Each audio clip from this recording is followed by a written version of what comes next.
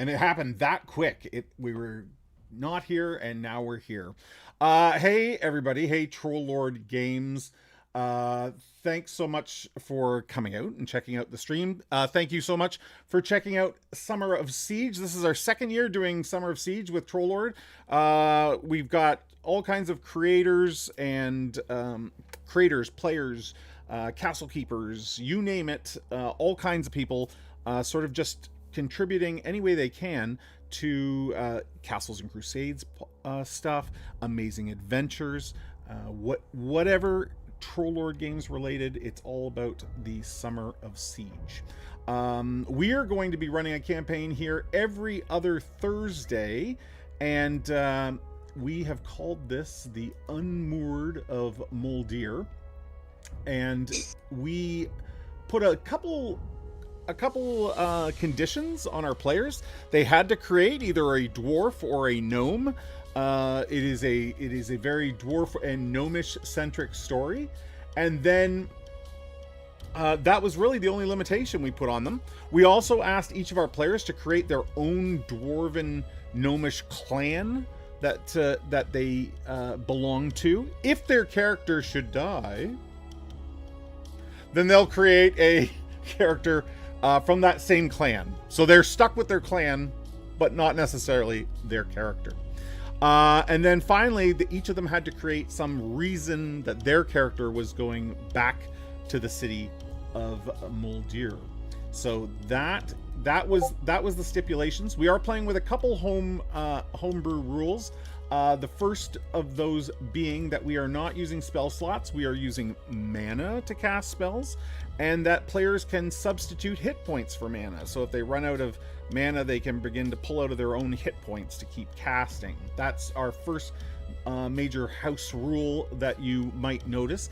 The other house rule that we're playing with is, instead of using the standard challenge ratings, which start at 12 and 18, we are adjusting those slightly. So they will start at 10 and 15. So a prime stat will need a 10, and then modified, of course, and the secondary stat will need a 15.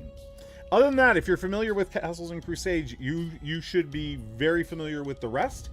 And if you're not familiar with Castles and Crusades, I think maybe Anna said it best in her reel today. It is a simplified version of Dungeons and Dragons. It is kind of like if we went back to the 90s and went back to that sort of second edition Dungeons and Dragons, and then sort of went a different route with third edition than Wizards went with third edition, you might end up with Castles and Crusades.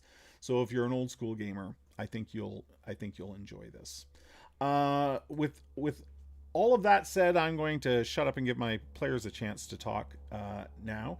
I am Jeremy, and you can catch me on Instagram at Old Men Rolling Dice, and I have the honor of playing with these 5 lovely people. Some I have played with before, and some I have never played with before. So why don't we start with, let's start in the top left corner. Alyssa, who are you and who are you playing? Hello, everyone. I am Alyssa, and I am playing Sister Frellis Hollyhock, cleric, gnome, server of bad proverbs, and hot soup. And hot soup. As opposed to cold soup. Yeah. Cold soup fixes nothing, but hot soup, most things. Very important, very important. Jeff? Yes. Jeff, who are you and who are you playing? My name's Jeff. I am playing a dwarf named Branson Blackvein. He is a straight-up fighter, and he's not very nice, and he's not very trustworthy, but that's all I'm going to say. He's not nice? No. I mean, he's nice to his friends, but he doesn't have any. He doesn't have any friends. No. So if you start being nice to people, they'll know you're in. They're in. Well, or I'm leading them on, setting them up for something. Fair. Absolutely fair. Anastasia. Hello, friends. I am Anastasia, also known as Anastasia Rowland, also known as the future Mrs. Dice Cream Sandwich. I am a content creator online, and this is my first time playing Castles and Crusades or with any of these lovely folks. So I'm very excited to be here. And I am playing Cleora. She is a rogue gnome. The best way I can describe her is the female Tasselhoff from Dragonlance. She has sticky fingers, she is chaotic, and she doesn't think any of it is her problem. And we're big Dragonlance fans. When you reference Tasselhoff, I already knew I love this character. So half this case is probably Dragonlance. Well, maybe not half, but like a quarter of it is like Dragonlance minis. Nice. So big fans. Thank you, TR. Who are you? What are you playing? Hi, my name's TR. I'm not a content creator, but I enjoy playing games and running games. I'm playing Grothed, and totally trustworthy guy. You can count on him to do what you need him to do. Just be sure to pay the bill afterwards. It's just hoping to have a lot of fun and not have a secondary member of the clan come take his place. we want to stay on these primaries. Yeah. Well, we'll see. And last but certainly not least, Beaky Maw. Hi, I'm Shane, otherwise known as Beaky Maw on Instagram. I don't think I would consider myself a content creator by any stretch of the imagination, but I try. Yes, you are. Yes, you Okay, are. fair enough. All right, I will take it. You're here. You are creating stuff. We are creating content Come as on. we speak. We create stuff. I built a signpost earlier. Anyway, so I'm playing Tulane O'Malley, or O'Manny, sorry. He is one of the... We have another gnome in the party, too. We've got two. We have 3 gnomes: a gnome cleric, a gnome rogue, and a gnome illusionist. Sorry, you're really gnome heavy. His clan has what's known as the Sight. They are able to see into other realms. As an illusionist, he's able to bend and twist reality beyond what other mere mortals can. And so his view of the world is somewhat skewed, since he sees not just this world, but the one beyond. We won't get into which one he sees, because I think that will be a treat. Perfect. Okay, I will let everybody know I am having a hard time connecting to our chat. So hopefully someone... I'm on it in Twitch. Don't worry. Okay. I got it. I am going to rely on you, Anastasia, very much then, because for whatever reason, listen, don't already make me second guess. Last but not least, the Summer Siege lasts all summer long, so right through until September. This little campaign of ours is likely to run right through to the beginning of September. On top of that, though, Troll Lord Games, like if anything about this game appeals to you, or you're curious, you want to check it out more, there are tons of website sales going on right now, so you couldn't ask for a better time to get into the game. Lots of great deals going on Troll Lord Games web, the web store. And I don't know if he's lurking yet, but Chuck did say he was going to come by later and maybe give out, gifts, things like that. We'll see. Gifts, you say? Gifts. I like gifts. Shall we begin, team? So, Yes, please. Yes. let's do this. So,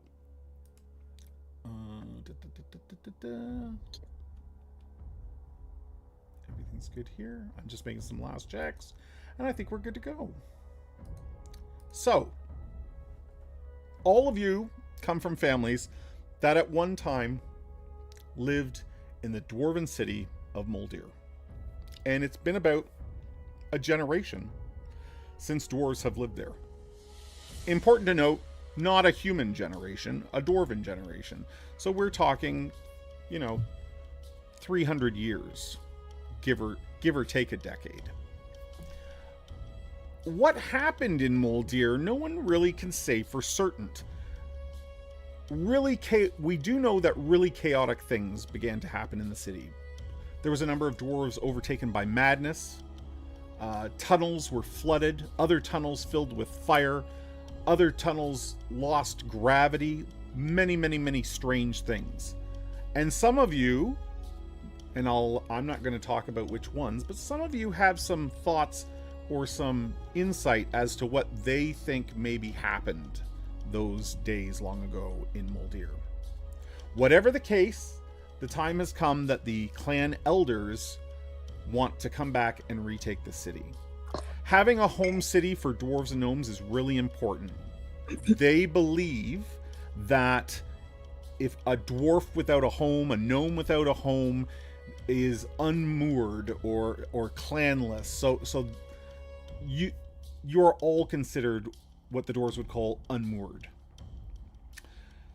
So returning home and retaking these old halls for your people is a huge plus. As well, dwarves sort of believe in two deaths. You die when your body dies, but then you also die again, and it's a far worse death the last time your name is spoken or your stories are told. And a lot of this lore, a lot of this knowledge of these dwarves from your clan still lie within the city of Moldir. So to get that detail, that history back is really valuable to sort of dwarven and gnomish culture. So you have made your way into the northwestern reaches of the dwarven kingdom of Kegderal. It's actually a theocracy, not a kingdom, but let's not split hairs. Far in the northwest, beneath the Kern Mountains, is the city of Moldir. You and a band of pilgrims and followers have made their way here to the valleys beneath the great mountain, commonly called the Silver Mountain for its immense silver veins that lay beneath it. A base camp has been set up, and you have been sent to the front gates of the city to check their condition. A lot of rumors float about in your encampment in that strange things that happen beneath the city are common to this area. Animals of incredible size, animals of strange, like a bear that's blue, or a group of deer that have dragon tails instead of deer tails. Like, strange things happen in the mountains around Moldir. So you have been sent to investigate the front gates, and your climb has been long, and the air begins to thin with every step along the broken road to the city. Far below, barely visible through drifting clouds and distance, you can still see faint shapes of your expedition base camp in the valley. Tiny fires, canvas, and movement. This is just a foothold against sort of the vastness of the mountain and the surrounding area. At last, the five of you crest the final rise, and before you, carved into the face of the mountain, stands the entrance to the ancient city, or what remains of it. Once 4 great gates opened here. They would just be these massive archways of stone and iron, each large enough to swallow an entire caravan into the mountain. Now, though, as you look upon them, they lie shattered and collapsed, choked with rubble and debris, little more than jagged wounds in the mountain's face. Flanking the gates stand 4 colossal statues, or rather ruins of statues. The founders of Moldir. You can still make out their forms from this distance, even through their damage. To the far left stands what remains of Thera Farron Darlug. Did I pronounce that right? Darlug? Yes. Thera was the first story carver of Clan Farron Darlug. Time and ruin have worn away much of her form, yet delicate tools still hang from her belt carved from stone, and faint carvings ripple across her stone robes, and her face is softened from wind and erosion. Next to her stands the Arch Magister Doderic Coinbrew, founder of Clan Coinbrew. His statue once stood proud and commanding, hands raised in eternal spellcraft. Now his face is split clean in two, a deep crack running from brow to chin, and the left side of his face lies between his feet. His arms are nowhere to be seen, as though some unseen force struck him down at the height of his power. Beside him looms High Architect Vika Geargrath, master of Clan Geargrath. Her form is thick, immovable, half-dwarf, half-structure, as her body is fused with pillars and gears carved out of the stone itself. Yet even she is broken. A great fracture splits her torso, the lines jagged, like a mechanism forced apart. And then finally, the most damaged of them all. Sunken and half consumed by a crack in the mountain is Morgren Blackvein, Deep Mother of Clan Blackvein. Her upper body still reaches outward, one hand extended as if in warning, but everything below her waist is gone, swallowed by the stone. It looks as if the rock was actually warped and melted and she just kind of sunk into it, and it's now rehardened around her. The wind howls across the plain in front of the gates. Through this place, it sounds like sort of a hollow breath. No banners fly, there's no torches burning, no guards standing watch. There's only the wind. What do the five of you do?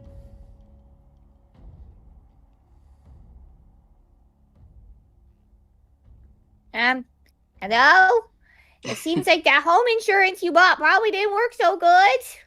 And I just listen to see if there's like any response.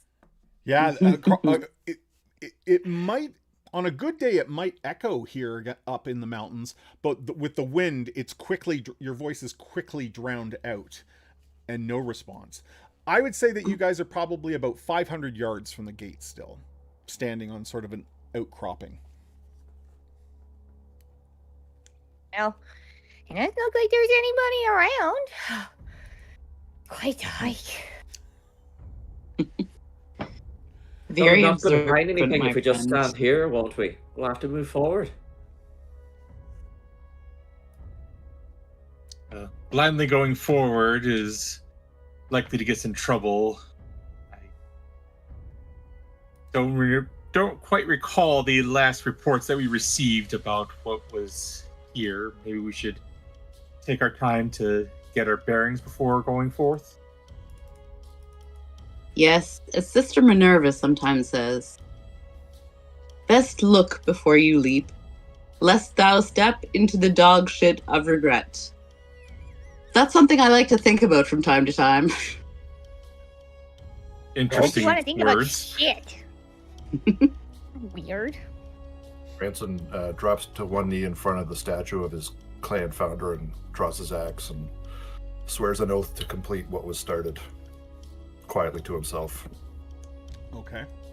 Stands up, rubs his cheek on her hand, and turns ready to head towards the entrance. Okay. As you take that knee, and everybody's sort of talking amongst themselves about shit and and taking leaps of faith. A deep thunderous crack echoes across the mountain as a massive stone slams into the path just ahead of Branson. It shatters on impact and sprays like gravel. Ahead, a pair of towering shapes rises from stones. Ogres. They grin, lips peeling back over broken and missing teeth. With a guttural roar, they move towards you. One of them says, "Buddy, look at this guy, eh? Can't even hold his axe. You playing with oven mitts or what, buddy?" The other one, "I've seen better hands on a Tim Hortons cashier, eh?" As they point at All the hosers. Branson. They notice Take off, eh? They notice the spellcasters at the back, and one of them's like, Right. "Oi! A wizard! Nice robes, eh? Your mom sew those after bingo night? The other one says, leave his mom out of this. She's probably tougher than him.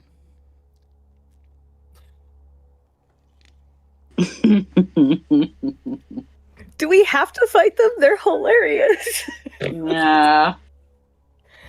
No. These guys have to die. No. Well, listen, they're advancing. Does anyone want to do anything before they reach? They're going to reach Branson first. But anybody want to do anything as they start approaching? They have large sticks with curved ends. Do they have tape wrapped around the end of those? Absolutely, they do. They have some sort of cloth or tape wrapped around it. Yes. I'm getting flashbacks to another game of mine.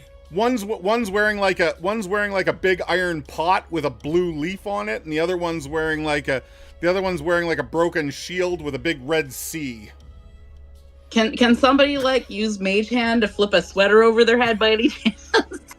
So the one with the blue leaf is harmless. We know that it will never win anything, so we just focus on the red sea. That one's the dangerous one. Got it. I love that. I'm gonna put you on the map here. Okay. I was going to cast shield as the approach. Yeah, Actually, absolutely. Arcane armor. You're not going to wait till I get in there and cast fireball like arcane usual? armor as well. Don't have fireball yet. Okay, I know what to expect. Yeah. Besides, when I do cast it, I'm not going to ask how big the room is. Perfect. What? Yeah, you're As actually you not never allowed. should. I don't think you're allowed to ask how big the room is. Okay, can everyone see? Since we're testing a map out for the first time, can everyone see themselves and maybe just give your token a move to make sure it will move if you need to. Yeah. If not, I can move it for you. But just It's good for me. I'm going to take your moment for a second, and I'm looking at the stream, and it looks really, really good on stream. So whoever designed our stream, 10 out of 10 to that person, because it looks phenomenal. It looks great. Thank you. Oh, Thank you. Okay, sir. so I'm not gonna kill the rogue. That's what just happened there. I just want you to know that. Yeah. I see how it is. I see how it is. That's how it works. I am not above bribery. Know that. I am not above bribery or flattery. Listen, there's a reason I'm marrying my DM, okay? Like, they're just... It's for the loot. It's for the loot. Right? Yeah, exactly. So it's for the loot. Okay, so here's how we're going to run initiative for this campaign. One person will roll initiative for the entire party. And this will happen each round. So you'll never roll, we'll go through the entire party before we come back to you rolling initiative again. So, and we use a D10 in Castles and Crusades. And I will let you add your dexterity bonus or negative, which means some of you will give the party a bonus on your turn because you'll have a dex bonus, and some of you will maybe be a little slower on your turn because you have a dex negative. So who would like to roll initiative for the party first? I can do it because I do have decent dex unless TR you want to. I got my dex is my second best stat. So. Okay. Let's have Cleora roll the I'll first go one. for it. So a D10 plus your Yeah, dex and you bonus. D10. Yep. Okay. That's a 5 in total. Nice. Perfectly Right average. down the middle. We'll see what these ogres get here. They got a 4. So you guys are going to go first. So Yeah. you will not be in a structured order. You guys can take your turns appropriately. So like the fireball thing that we just talked about, your wizard could go first right away and send a area of effect attack in before anybody gets in close. So you tell me who would like to go. It's your guys' turn to go first. Who wants to do what?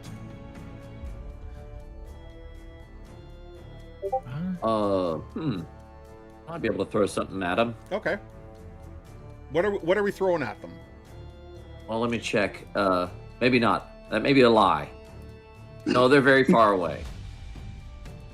No, I lied before about throwing something at them. Okay. I feel like you reached for whatever you were about to throw and decide not to. Making decisions. I put a red dot and a blue dot so you know which one has which jersey on. Because I know you said not to worry about the blue one. Thank you for that. Yeah. Yeah, thank you for that. Perfect. I would have to charge if I want to strike them this round, or wait for them to come to me. You can move half your movement and attack. If that's not enough, you're welcome to charge.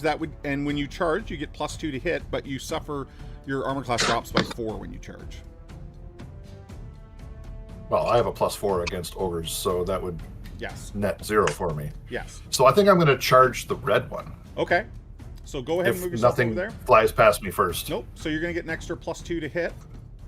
Oh, there. Okay. Charge it into him, and go ahead and give us an attack roll. Okay. Is there a way to add 2 before I hit the dice? Probably not. So we'll just add it after. Okay. So that'll be a 14 to hit with the 14 two-handed axe. Listen, it doesn't. Your axe clangs off of his pot that's covering his belly, and he's like, "Miss me by a mile, bud. You shoot like you're aiming for the Zamboni."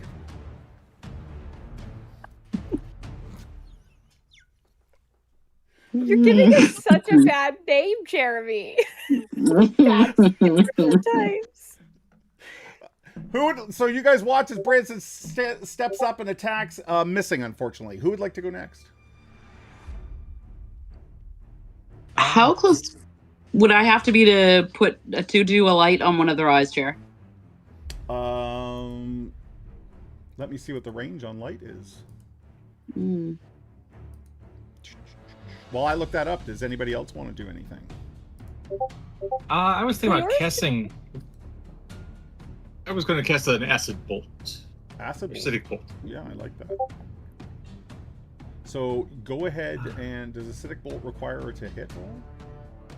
Yes, it requires a successful touch attack ranged. Okay.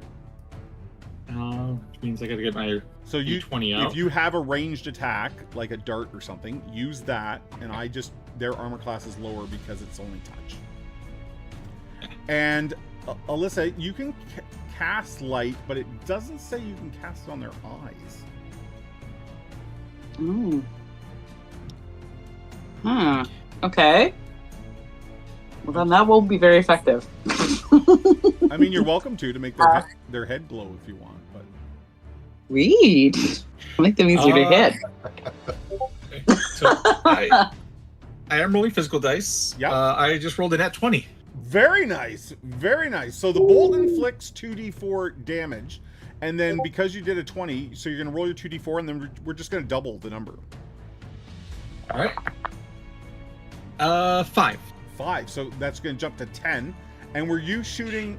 Were you shooting at the blue or the red one? Gonna teach that red guy a lesson for insulting our party member. Nice. And don't worry, the bill should arrive in 3 to 4 business days. So gonna hit the red one. Okay. So the acid bolt strikes it, leaving a big scar of pain and sizzling skin, and I think that burns for at least 2 more rounds. Yeah, I was looking at that. It does 2 rounds at 3rd level to 4th, and 3 rounds next level. So yeah, so it's going to burn for 2. So I'm just going to put. Let's see here. We can put. This looks like acid and a 2. There we go. Okay. How about our rogue or our cleric? What do you guys want to do?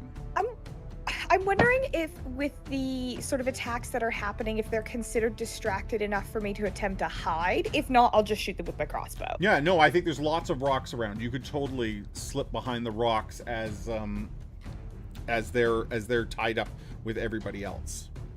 So okay, so I'm gonna slip behind the closest one and try to get a little closer if I can. Yeah, absolutely. So go ahead and give me a hide check.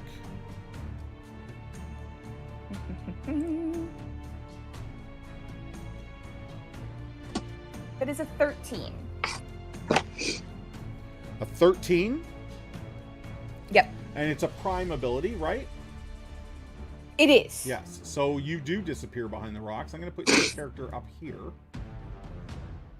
Oh, that's exactly where I wanted to go. That's beautiful. Thank you. Yeah, so for your turn, then you slip up in behind the rocks. The ogres are too busy like making fun of Branson as he attacks to pay any attention to you. Who do we have left? Our cleric and our illusionist to go? Yeah. I have So a thing I want to do. Figured it out. Okay. I will look one of the red pot helmet, Yep. and I'll say, "You look a little fuzzy there, not so clear around the edges." And then I will cast head fog Oh, on no. him. Head fog. mm, So tell us what that does, because I'm not sure I know. His vision, so I will enchant him. I'll summon forth, and his vision will cloud. His eyes will cloud somewhat and blur, as though he's literally caught in some sort of fog. His eyes will turn milky white, and everything will seem dull, distant, and unclear. He does get an intelligence saving throw, though. Okay, let me find my dice here. An intelligence saving throw? Can you bet Yes. that ogres maybe don't have a good intelligence save? No, he The fingers are crossed. he did not pass that. He did not pass that. So it will last for and that was on 4 the rounds. red one? That was on the red one. Okay. And it lasts for 4 rounds. He is at -2 to initiative and -4 on attack rolls. Oh my goodness. For next 4 rounds. He can save every round, though. So he can attempt to save each round. Okay. Okay. So things get very blurry. And last but not least, our cleric this round. so I give a quick shout out, not loud enough so those orcs or the guys are gonna hear, but so that our party hears. I'm like, cover your ears, everyone. And then I cast Soundstorm, which is gonna sound like this. Pew, pew, pew, pew.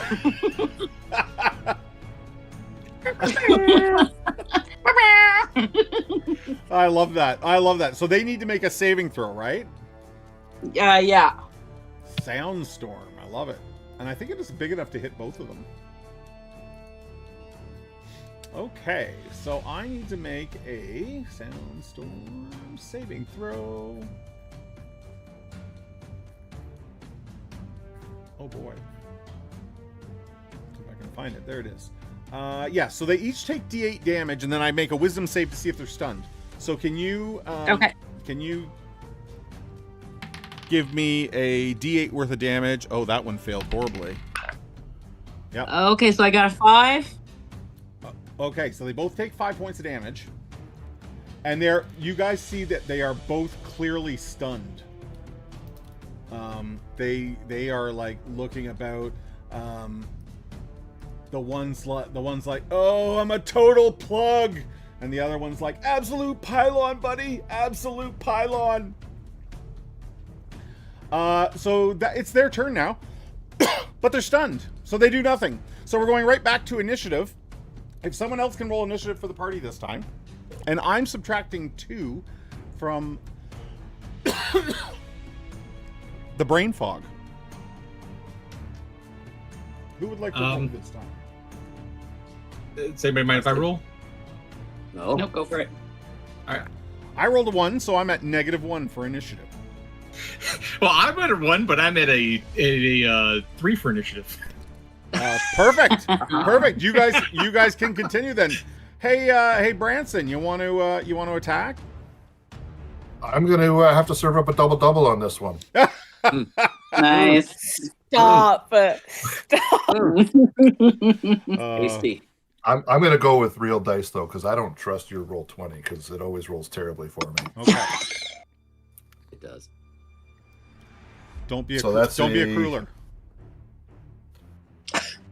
That's a 13, unfortunately. A I rolled 13. worse. Okay, but he is stunned, so you're getting a plus 5, I believe, to hit him. So that would Okay, be so that'd be 7. an 18. Yeah, so that's totally a hit. How much damage, sir? That would be a D12 plus 3 for the two-hand die. As you hit the 11 points of damage. 11. How would you like to finish the ogre, sir? I'm going to basically decapitate him, and I'm going to throw the head at the blue one Oh, because he's taunting me. okay. So yeah, you reach up. You have a great axe, right? So you've got a pretty good haft on that. You reach up and swing and clip right off the top, and then you throw it at the other one. Yep. Oh yeah, he's And I like, tell him to go away, where I will taunt him a second time. He's so French. he's like, he sees his friend's head like laying on the ground beside him. He's like, oh buddy, he dropped the gloves on you. Who's Like like to get dummied in the corner. yeah, exactly. Our rogue has moved into position. Does our rogue want to attack? Absolutely, I do. I would love to just fire off a crossbow shot. I love that. I love that idea. So you're gonna get +4 on that, and if it hits, you'll do double damage automatically. It's an 18. That is totally a hit. So give us some damage. Just roll that dice and then double it. Because I was hidden, does this count as sneak attack? It would count as your sneak attack, which is why you get double damage. Okay. Right? Okay. So And then do I get the plus? Do I get the +4 as well? Yep, not to damage. So that when you are doing your there's two things a rogue has. They have sneak attack and back attack. If Chuck's in channel, this is a complaint. This is my Chuck is in channel. This is my only complaint with the game, Chuck. I feel that those two abilities can be confusing at times. But basically, a back attack is you're hidden and it does not see you coming, which is what's happened here. So you get +4 to hit and do double damage. But if you're fighting in combat with Branson and it's focused on Branson and not on you, then you can use your sneak attack. You'll get +2 to hit and +4. Gotcha. Okay. Gotcha. Okay. Yeah, that makes sense. So I rolled a 4, so doubled would be 8. 8, nice. Yeah. You pierce his ear. He's like, ooh. Oh, it starts leaking like down his face, like a goopy, bloody orange mess. Getting stuck in his beautiful mullet of hockey hair that hangs about his shoulders. I'm in love with mullets. So I'm sorry to say, it's a blast from my past. Okay, honestly, I don't mind it. That's our 2 melee people, or melee-ish people. What about our spellcasters at the back? Who would like to? Oh, we got to roll for poison. Oh no, the acid damage was on the one that went down.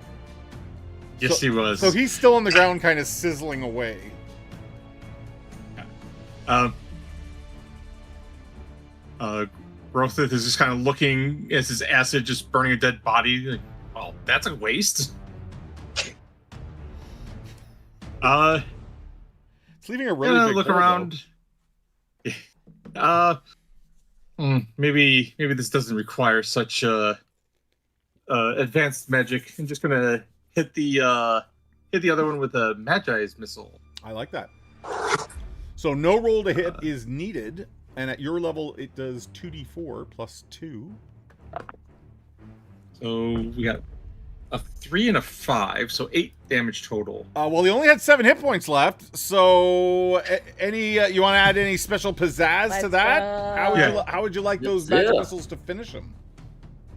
So the first one is going to hit his throat to finally shut you up, and then the next one right between the eyes. Yes. So he hits in his throat, and he gags for a moment, and then plunk, between the eyes, and down he goes.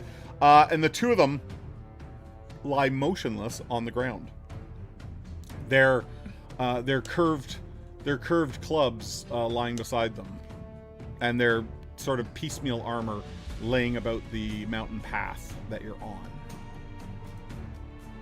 Well done. Our first combat, and everyone survived. See? Yay. See? Yay. I feel like you're giving us too much confidence on purpose. I was about to say, he's luring us into a false sense of security. Don't fall for it. I feel like it might be time to speak with the dead. Oh, there you go. There you go. Oh. We might have some questions to ask here. Is that one able to speak as dead? I'm not quite sure. I can speak with the dead. I'm the cleric. I was talking about the one I hit in the throat. No, the one you hit in the throat, probably not, because you killed him with that. I'm question. gonna say his windpipe is gone, but the one that Branson was on, you could certainly cast speak with dead on him. I decapitated. Okay, perfect. Oh, you decapitated him. Dude. This is distinctly tricky now. I feel like Well, the party's Like reanimate the head. But like, does he I need love the the rest of his idea. body? I love Maybe the idea. not. I love the Talking heads idea of work. just a speaking head. Yes. So if I you was gonna say we just put the head on top of the stump and yeah, exactly. Or you could like We'll put just kind of put him together and sit him up against one of the statues. It's fine. do you need a sewing kit? I got a sewing kit. You could kind of stitch the head back on if you want. Well, it doesn't say. Um, You know what? on, It doesn't. It doesn't say he necessarily needs lungs attached. So I'll let you do that. I'll let you do that. It'll be a Okay. head, but you can pick it up and speak to it. While this is happening, Branson runs a hand across the side of the axe, takes some blood off, and 3 fingers down his cheek, points up at the sky like an athlete and says, "That's one." Slams his axe into the dirt to clean it off and watches the show.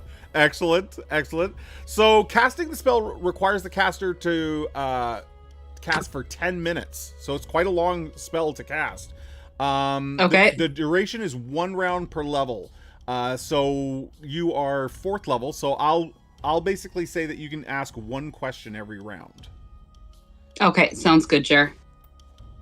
So what would you like to ask it? So before I get going, I think I would consult with my party first here, see if anybody has any pertinent questions they think need to be asked. Before Cleora provides her opinion, by looking at these ogres, is there anything that looks suspicious or like unnatural about them? You know, given that we know about some of the weird phenomena happening here. So you've never heard an ogre speak like that before. In fact, ogres really generally don't have a lot of dialect. They speak sort of broken giant as far as languages go. So that was interesting to say the least. You notice that nothing else strange about them though. Okay. Mind blanking on the location that you the store that you mentioned while they were talking. Was it Hortons or Tim Hortons? Yeah, like you could ask him where this Hortons is. Maybe you have more information for us. Are they responsible for the horrors? Probably. Hey, we're going for a sponsorship here, people. We're going for a sponsorship. Sponsor us, please, Tim Hortons. And we're going Delicious for Tim Hortons, coffee. Jeremy. Okay, so I think that I'm gonna start with what can you tell us of the horrors of this land? Okay. As you finish your spell and his eyes sort of open, he's looking about and he's sort of twitching his nose and he realizes like his head's no longer attached to his body. He looks over, he can see his body lying over there. And he's like, "Oh, dude. Am I riding the bench?" Yeah, I'm afraid so. Not quite on the ice boil. Oh. All right, now what's the question? What can you tell us of the horrors of this land? Horrors? I don't know about any horrors. The strangeness. Say it. Oh, the strangeness. Yeah, there's some weird creatures wandering these mountains. Watch out for the chimera. Chimera. Okay, does that count as one question, Jer, or am I going to get more out of him than that? He tells you that the chimera you should watch out for has a head of a lion, head of a goat, and head of a Canadian goose. Oh dear. No. In this world, do we know whether chimeras are naturally created or whether they're some like They are sort of never- magically infused creatures. Yeah. Okay. Yeah, and very much creatures of legend. A chimera would not be a natural, like this is not a natural habitat for So to hear that there's a chimera in the area is odd. Okay. Okay, would somebody else like to do a question here? Are Do there we ask more about of the you? Hortons? No, not the horse. Seems distinctly Canadian themed at this point. Guys, we need to know if there's more. If there's more what? If there's more ogres. Ah. Okay. Are there more of you around here, ogres? He says, oh yeah, buddy. The Donnybrook clan. Very large in numbers. Great.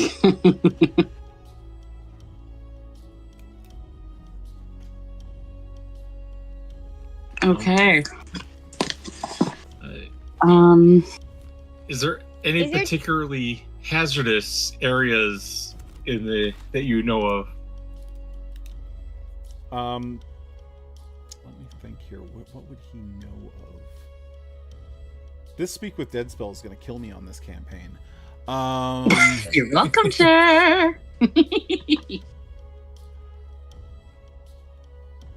No, he tells you that the Donnybrooks are not, with the exception of the Chimera, they're not afraid of anything on the mountain.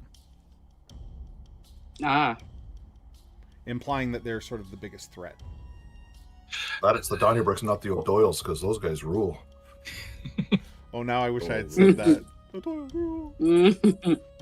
No, I was more thinking of like oh, there's a chlorine-filled cave over there kind of thing. Not like a threat of a creature.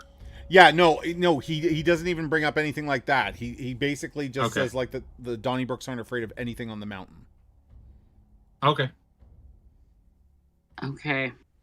Cleora's gonna pull sister. Is it Frelise is your name? Frellis, yep. Frelis. I think. Can we ask if there's treasure?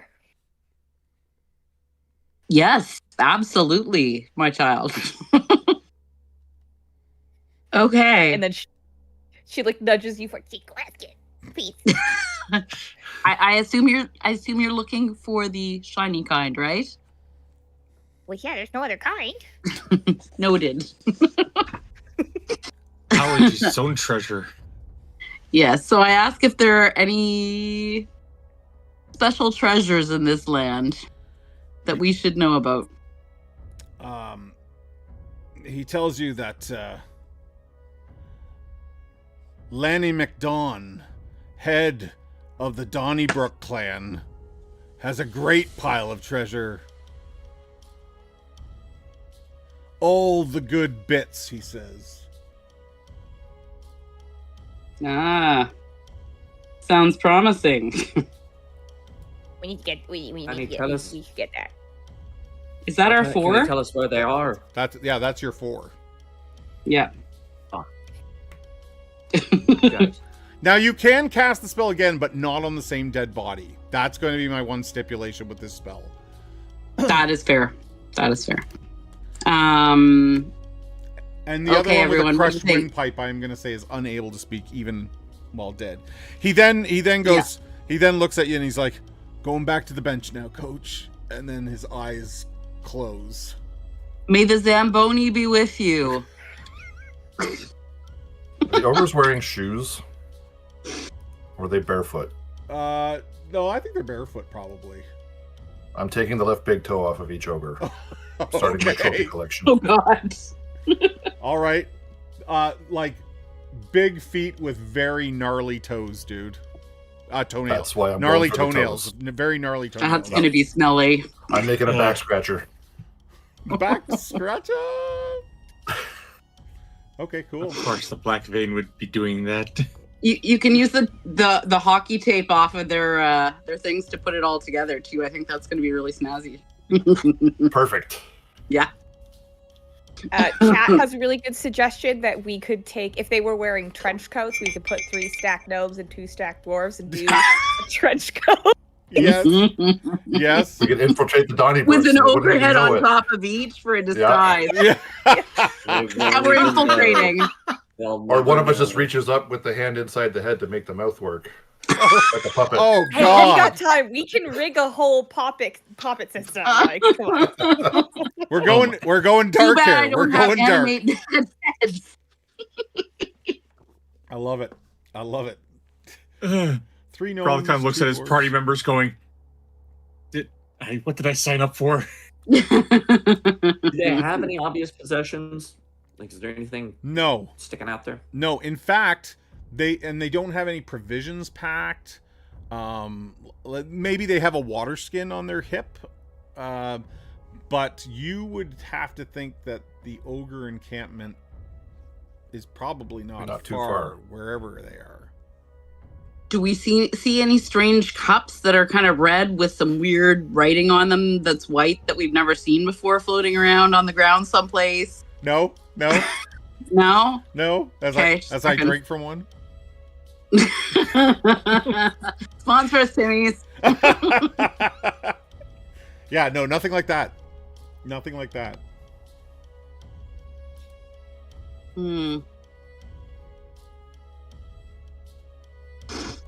Okay. We have to find this encampment. We've got to root them out. We won't be able to get home if we've got to go through a demon bunk of ogres every time we want to go into our house. Yeah. Yeah, it's not the ideal situation. You're not wrong. Also We not can't sure have how. them chirping at us every time we walk somewhere either. Also not sure how many there are. We need to scout out their location first. I'm pretty nimble. I'm sure I could scout it. I will I look know. directly at the rogue. Okay, Meaningfully. I can help, I guess. They said they got shinies, right? Yeah. Gotta find Oh, they did. Lanny. All the best Lanny bits. McDon. Somebody has Probably to recon that. There's got to be a big silver cup at least, or something.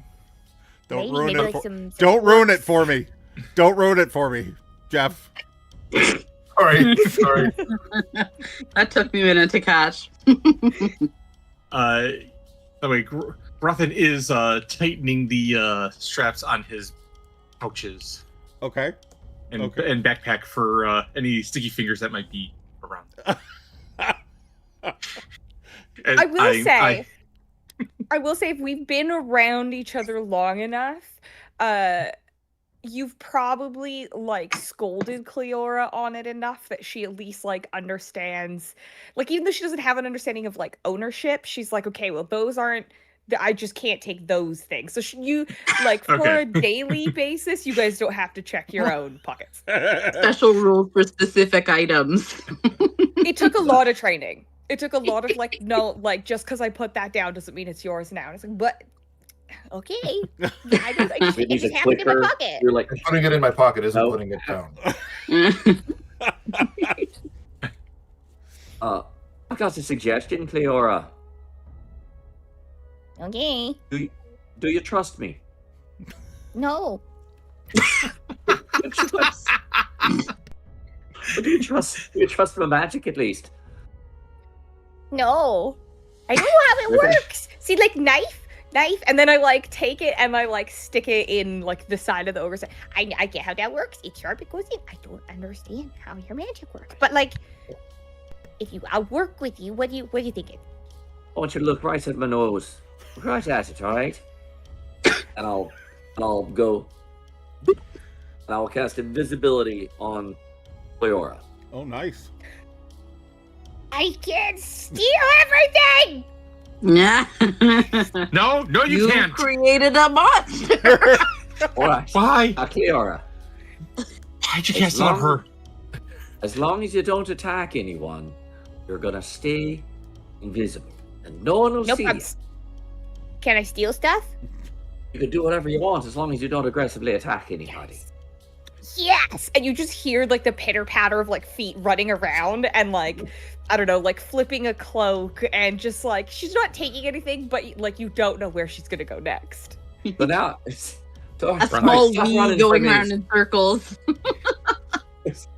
Listen, I can't do. All right, I'm gonna pretend you're right in front of me, and I want you to go and see if you can't find where these ogres are staying. Don't attack any of them, and come right back here when you're done. You feel a wet willy in your ear. I'm gonna hope that's Cleora. That's on brand. I love that you're not assuming. I hope that's clear. I'm trying to focus here. I don't know if it's Cleora I'm trying. or not. I'm just so excited. Okay, yes. Go find ogres. Steal Nice. things, maybe come back. Yes. Small things, Got it. nothing heavy, and come right back. No problem. Where am I going? Don't bring the ogres I back. was hoping you'd figure it out. Okay. Why figure it out. did you curse us with this? I'm so sorry. The only We thing need to worse know than how many ogres than there are. Cleora is a invisible Cleora. Okay, so is Cleora going to... So you're still about 500 yards away from the gates. They do look pretty rubble-choked, but you can certainly go up and check them out. You're not sure... Like, the ogres seem to come up from behind rocks and that, but you don't see any others around. So where would you... Sort of give me an idea of where Cleora goes. Yeah, so the two things I'd be looking for is if there's any footprints that they left, I would probably follow those. Okay. If there's any sort of tracks.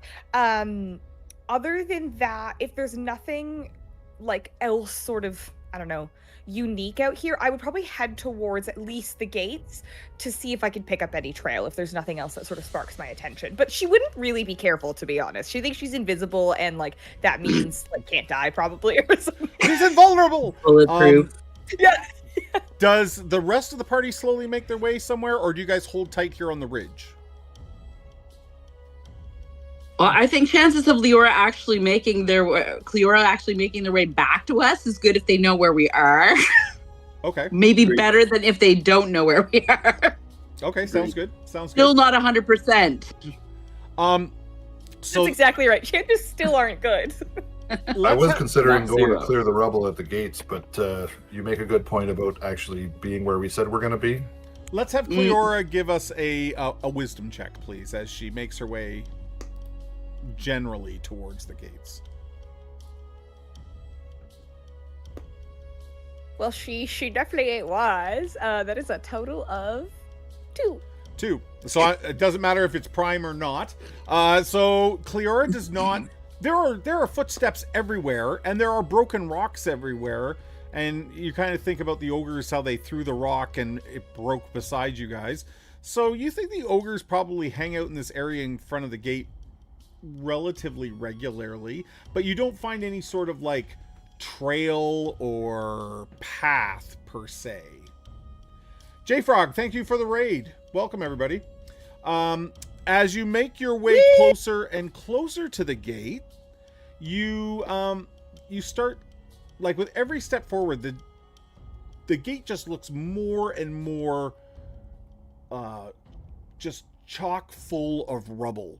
And when you get to there would have once been 4 separate gates here. You make it to the first one.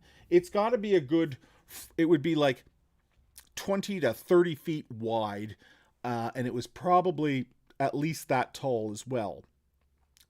The stone here has broken and everything's kind of collapsed in on itself.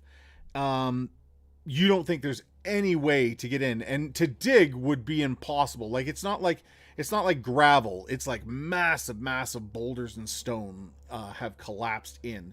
And one by one, as you work across the front of these 4 gates, and as well as the gates, but the statues that I described earlier, there's lots of rubble and debris, but there's no signs, like there's no scraps of armor or clothing. It's just the rock and some twisted iron that would have once supported the front gates and that, and all 4 look impassable. Like, you don't know how anyone could enter the city from this direction.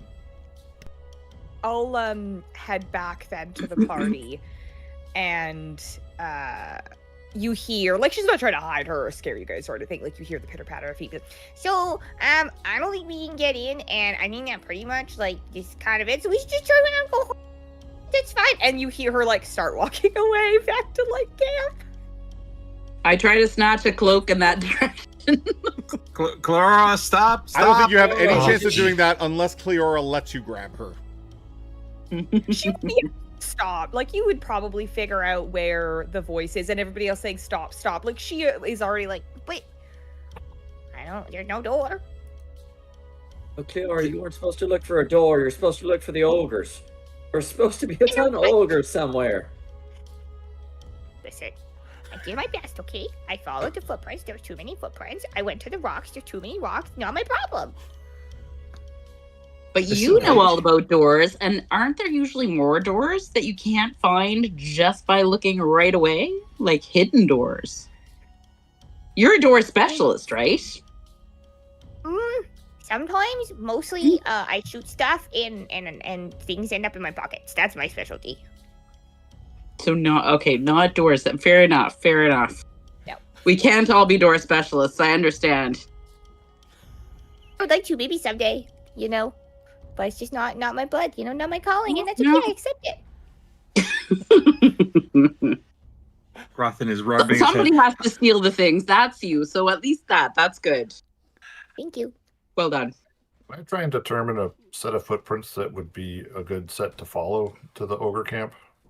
As you begin to look around, there are footprints everywhere, and also there's lots of spots here because of the rock and stone. Like, footprints just aren't always, you maybe find a footprint in between a couple rocks, but then if they were jumping from rock to rock type of thing, they wouldn't have a trail. Right. And without being a ranger with tracking, I will say this much: you clearly know ogres have been in this area, but following them would be very tricky, nigh impossible to do at this point.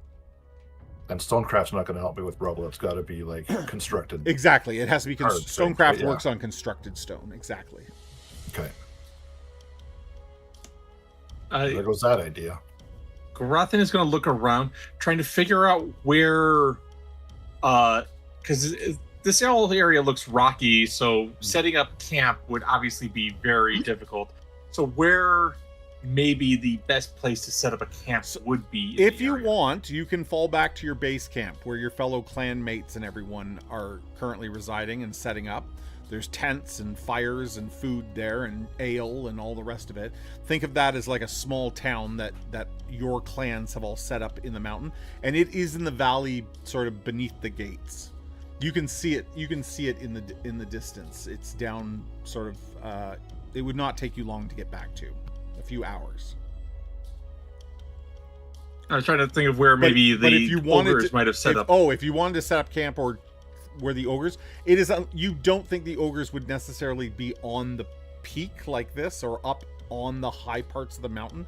They're likely in a valley, you would guess. Okay. Because I mean, ogres would still many... need access to like water and things like that, and there's not as much. There's not really any of that up here on the mountain's height. How detailed of a map do we have? Fairly of the area. Fairly detailed. Okay. Like with a bit of work, you could start going valley to valley to try to eliminate and figure out where they are.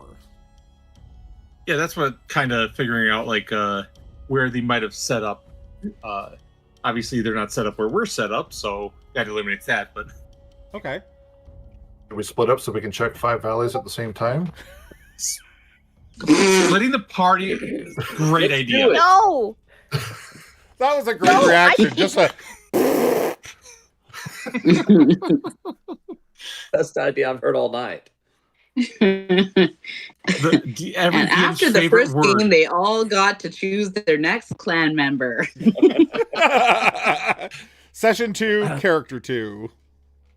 Just for the record, the gates look impassable, or there's just rubble strewn on the ground, and the gates are not there They sounded impassable. into Moldir.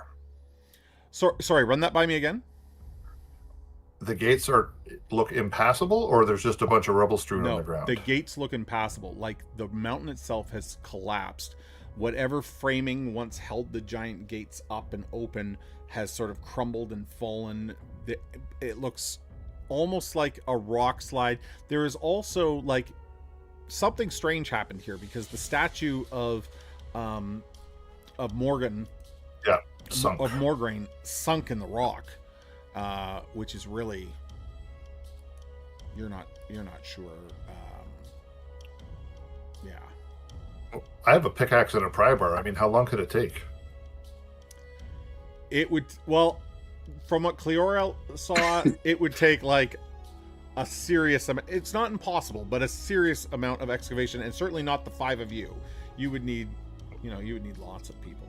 I mean, no offense, but she's not a dwarf. How would she really know? That is fair. That is fair. It's also a little racist. Yeah.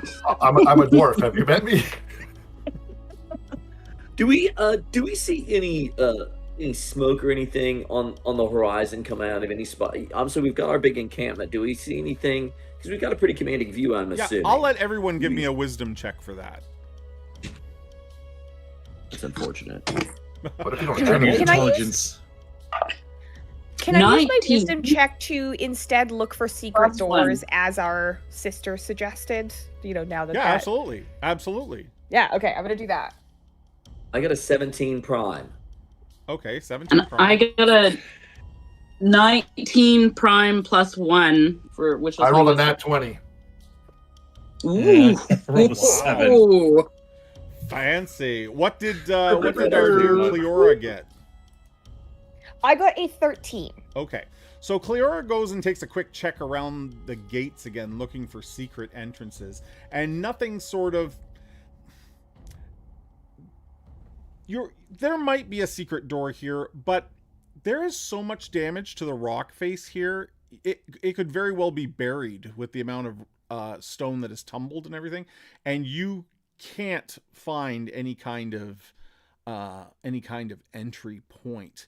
Now, for the rest of you, you all rolled very well on your wisdom check. So as you check the horizon, you don't see any other wisps of smoke, with the exception of the smoke rising from your base camp.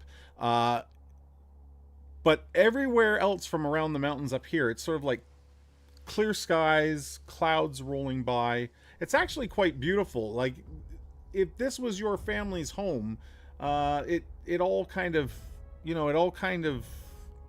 makes sense as to why they would choose such a place. Like, you're kind of awestruck as you look at the valleys beneath you, but none of them have any sort of hint at what may be the ogre encampment that was mentioned. Hmm.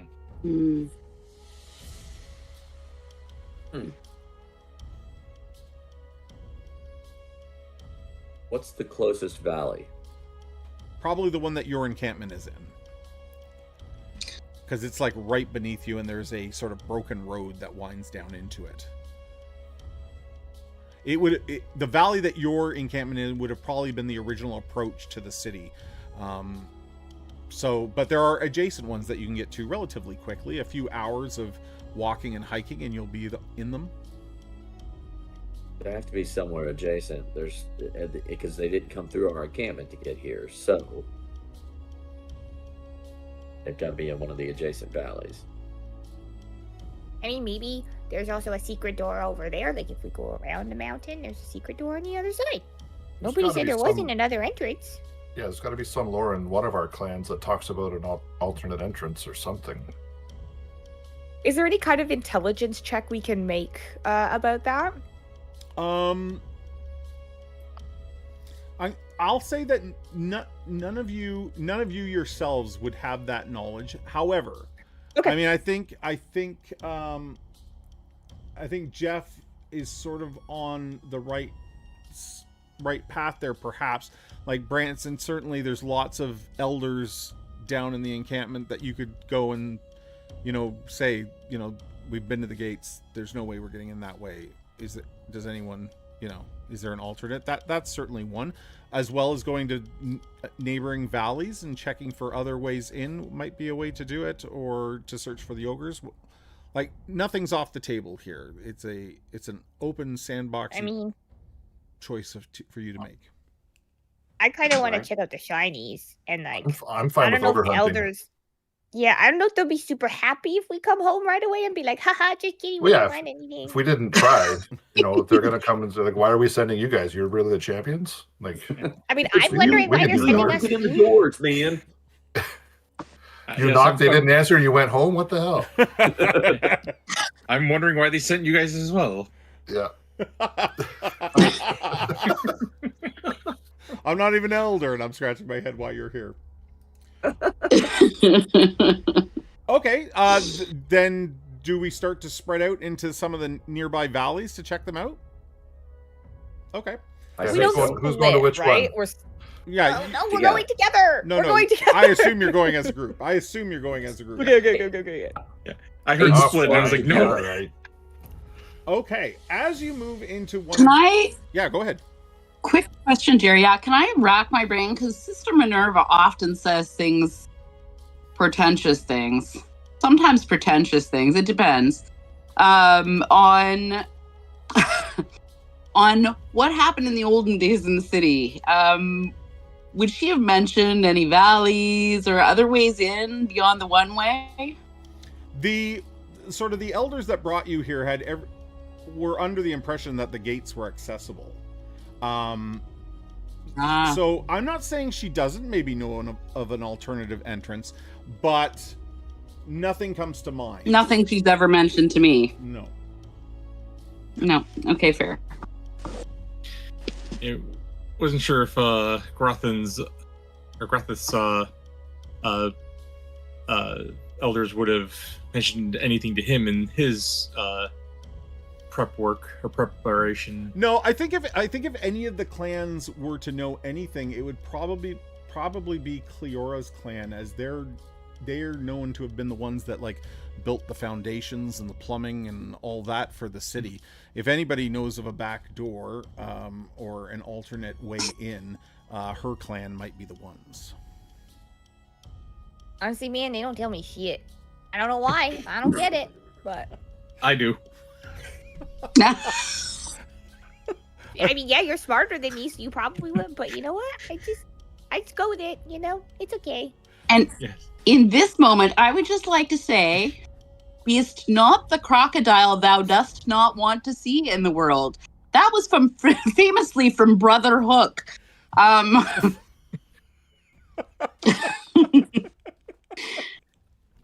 Sir, Yeah, I'm not gonna. I look pointedly at him.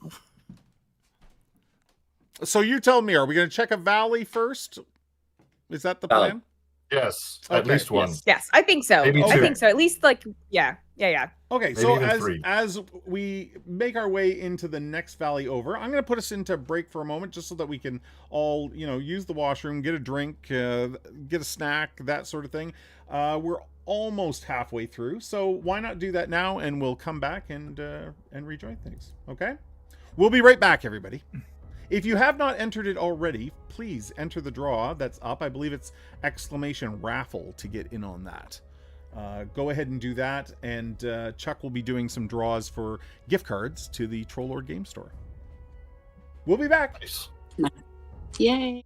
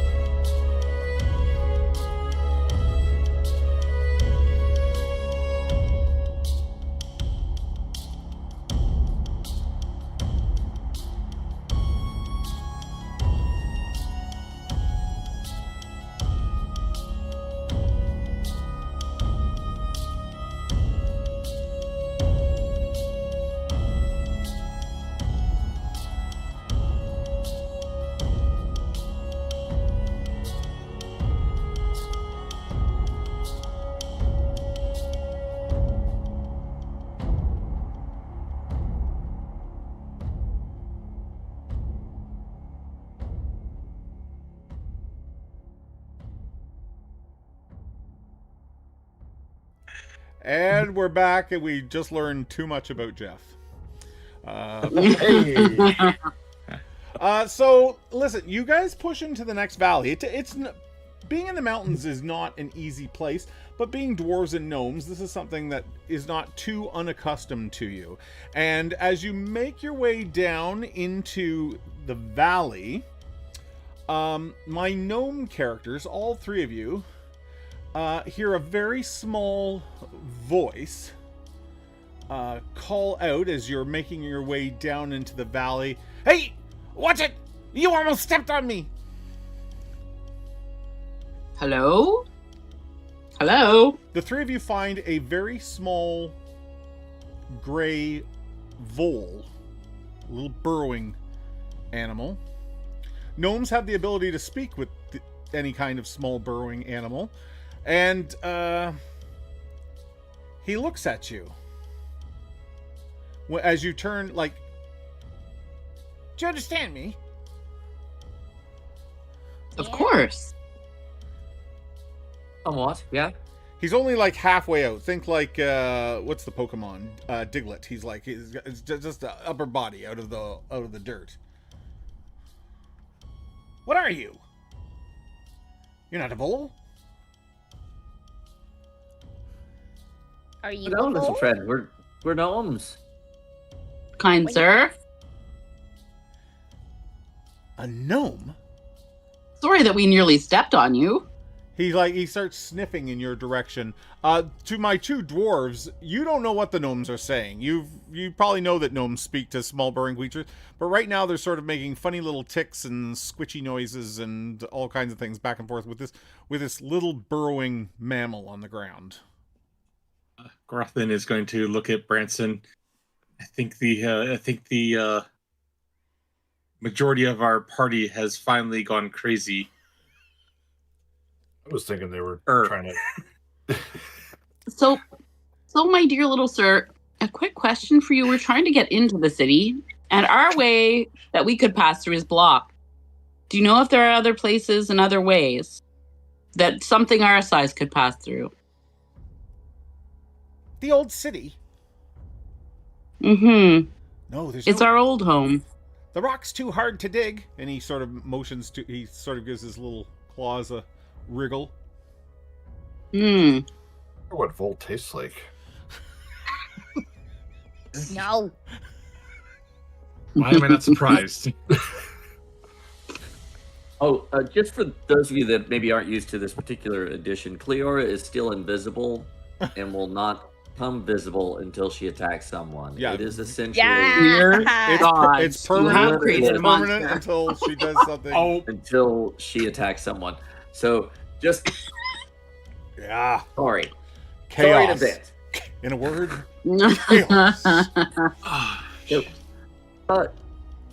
Hey, little friend. You ever seen big, giant, ugly fellers walking around here, pots on their heads, chirping and talking back and forth to people, being all awful? They hit my brother with a stick. Oh, Oh no. faith and goodness. They don't. Was he okay? They don't come here often. You know where they are? They're on the sunny side of the mountain. The sunny side. Always look on the sunny side. You can only guess, as you're currently in the shadow of the mountain, that he's talking the far north side of the mountain. Hmm. They don't come here often. Good. Good. They would crush us. We don't want that, little fella. Has there ever been anything you've seen from this small little patch on the ground that you always wanted to get to but never could? No. I like to dig. Well, then dig you shall. You got any worms? I can't say I got any worms on me at the moment. I got worms. She's been picking in the I dirt can't this say I'm whole surprised time. you got worms. Then you should fully cook your meat with We keep telling you, you can't eat that It's bacon not raw. for You got to cook it. Not for me. Here you go, little buddy. And he just sees ostensibly a floating worm. Yeah, He'll allow it. just unattached to anything floating. And he reaches up, he grabs it, and like just digs into it, like kind of the way like Branson went after the ogre. Like it's very aggressive. He's like, and just just shaking this worm all over the place, and he disappears down into the dirt. As you stand here in this particular valley, you can like the gnomes can hear like tiny voices all over the valley, like squirrels, and like this valley is particularly alive with small creatures that you're all able to communicate with.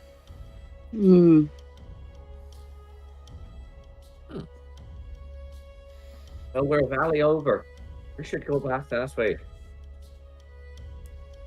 How do you Our know? little old friend told us that the ogres are on the sunny side of the mountain and we're on the shaded side. We're leeward of the sun, you know. I will say that our dwarves and I'll say the gnomes as well.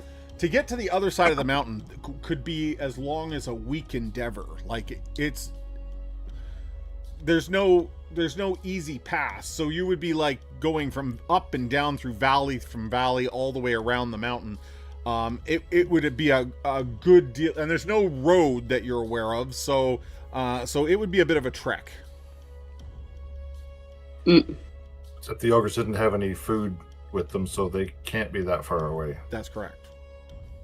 But like, how much do they really need to eat? I don't really know. They're awful big. Yeah, that's true. That's true. I say we go maybe give another look at the doors. No offense to the Cleora's skills of observation, but I think it may be better for us to go and take a peek over there ourselves. Probably. Maybe look through, see what we can see. It may be best. You never know. It could be an illusion too, right? Sometimes people do strange things to keep other folks out of places. Reminds me of a story, but I can't quite remember what. So we make our way back up to the gates? Yes. Okay. So after talking to our... Before we do... Sorry, go ahead. Sorry, no, it's okay. I just wanted to see if there's another little critter that I could talk absolutely. to, like even as we're making our way out. Sure. Like I wouldn't necessarily stop people. But let's say there's a little red squirrel on a tree branch watching you go by, and he's like just chewing away, saying to himself like nuts. Nuts. I like them. I like nuts too. Hey pal, how's it going? I'm down here, by the way. You can't see me. He seems absolutely shocked that he's hearing a voice that he can understand, and it's disembodied. He's looking at your friends, but he can't figure out. Yeah, but he doesn't run away, because squirrels have a sick curiosity to like run in front of cars and things. So I feel like he's like, where's that voice coming from? He's looking around. I'll hold it like Is it a talking nut? Is there a nut? Can I hold up a nut? Sure, absolutely. Absolutely. Yeah, I'll pick up a nut like from the ground. Yep. And I'm right here. Hi. How's it going? Yeah, he comes over. So listen. Mm-hmm. Hey. Nut. I'm behind the nuts. Just so you, I'm not the nut. I'm just behind it. My friends and I are looking for a way into the mountain. I'm just wondering if you or any of your like little beautiful critter friends know how to get in, because the doors are blocked. The vole couldn't tell us anything. We're kind of stuck.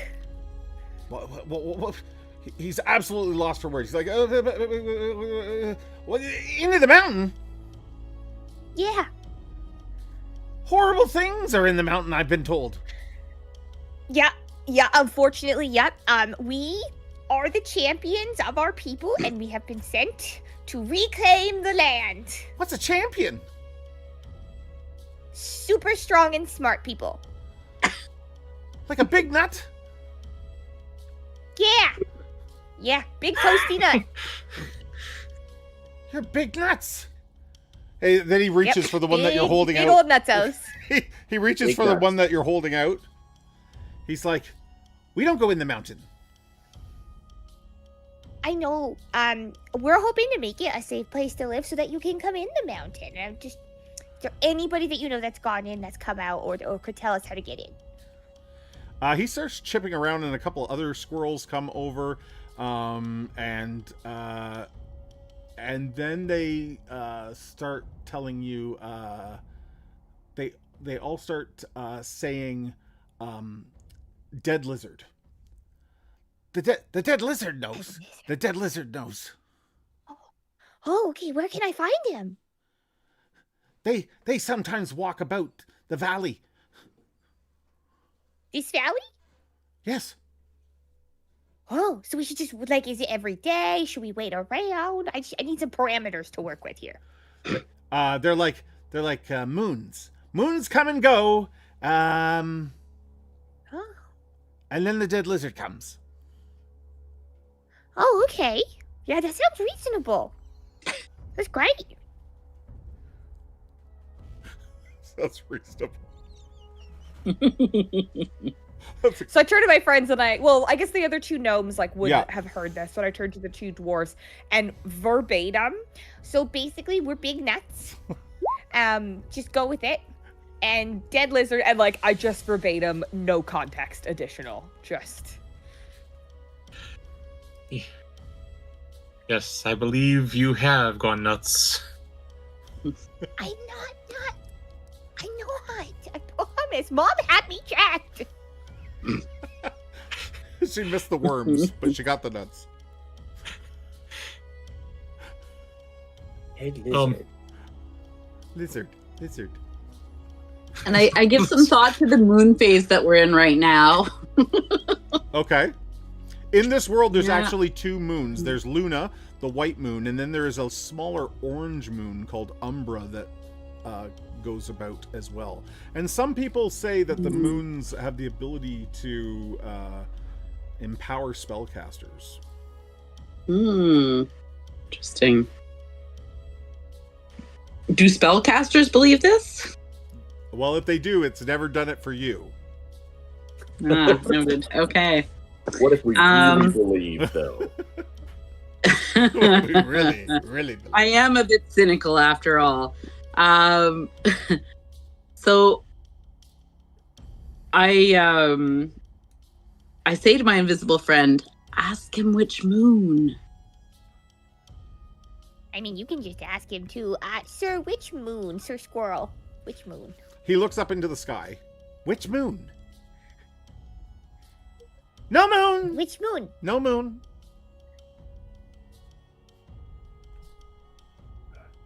Well, the dead lizard comes out when there's no moons.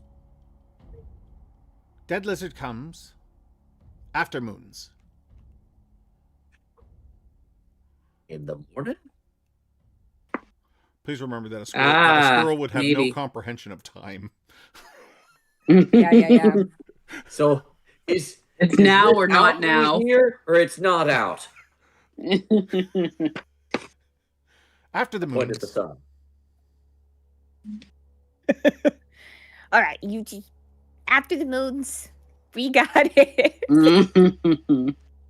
Here's your nut, by the way. He takes helpful. the nut and like runs up the tree, and another squirrel immediately replaces him, like looking for the next nut.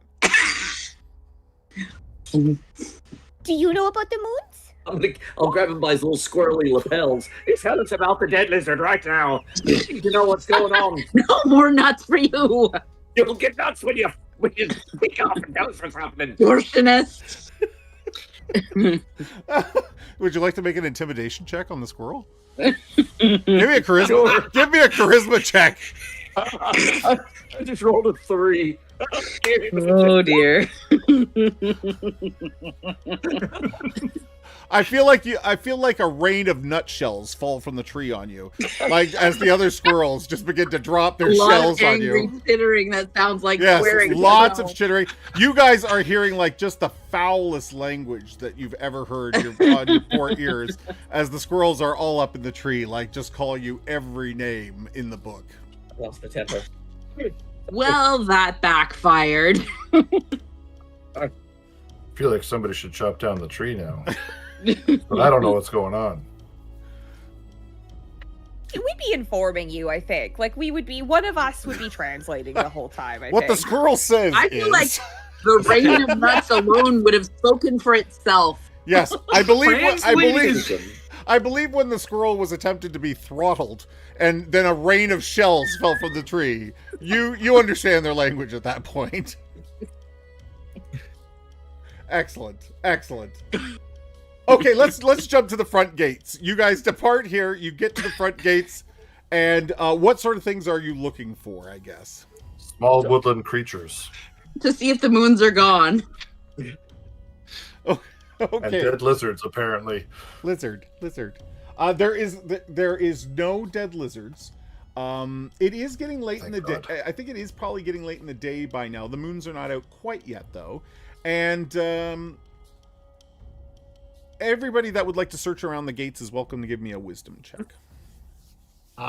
In addition to that, Rothith is going to cast Discern Magic. Oh. Okay, so I found my new D20. let's first of all do the wisdom checks, and then I will do the discern magic. How does that sound? Okay. Sounds I got fair. another 19 plus 1, and it is also my prime. And I'm starting to question whether this dice is weighted. Okay. I also rolled a Don't 19. question the dice. Don't question the dice. Never. You rolled a Yeah, this is 19? my roll. I rolled a With I no got modifier. a 20 in total, yeah. It was a 19 on the dice plus a 1. It's Okay, not, so it's not a nat. So You're not going to believe this. I also rolled a 19. nice. That's 3 19s. Do I hear 4? Do I hear 4? 18. Sorry. Ah, you broke the streak. One of these things is not like the other. So as you guys look about, looking for any kind of signs of anything, there really isn't. Like, no one has been here in a very long time. The winds have swept away any sort of small, there's nothing here with the exception of just the rubble and the destroyed gates. With a discern magic check, though,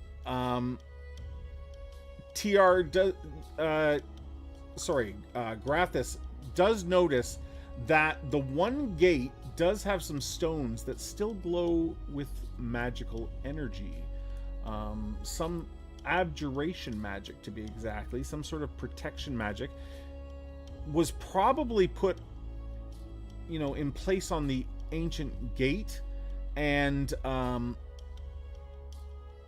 still, is still here. It's not strong. It's faint.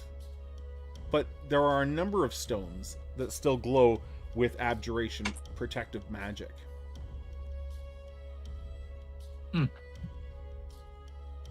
Grathis is going to walk up to those stones. It seems that some of the ancient magic that was placed on these is still intact. I will attempt to figure out its nature Okay. and start studying the stones, kind of ignoring what everybody else is doing. Okay.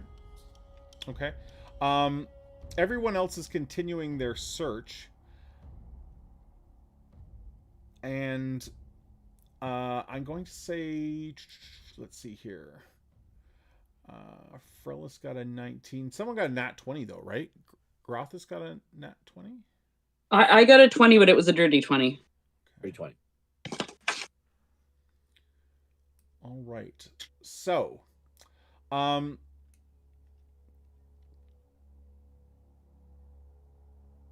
it's also wisdom. Wisdom is also my prime, so I don't know if that makes a difference. Frellis begins to notice that, not the large statue, the one large statue that is sunk in the ground of the former former depiction of Morgan Blackvein.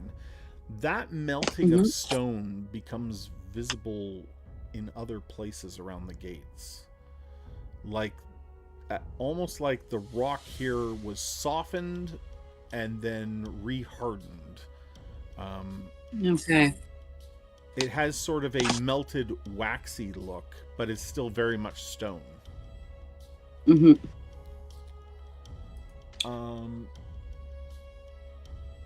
Does it come from a specific direction as I'm looking at it? Like, is it clear, like, what the rock's movement might have been at the time? No, That it melted? It very much looks like, I want you to just imagine, like, if, like, parts of the mountain became almost, like, molten for a short time, Mhm. melted and gave way with strength, and then cooled and rehardened very quickly again. Okay, And just so I convey this to the group. The type of damage that would do structurally to the gates is, like, it's clear with the collapse and everything. Mhm. And then, as Grothis focuses on his discern magic, these seem to be some kind of wards that would protect against chaos. Not good, not evil, but like chaotic energies. Mhm. And probably was a very powerful spell when cast, because, you know, it still has, it's certainly not as strong as it was when it was originally cast, but the magic is still present there. And Okay. specifically, it's on the gate with your clan's founder, Doderic Coinbrew's statue.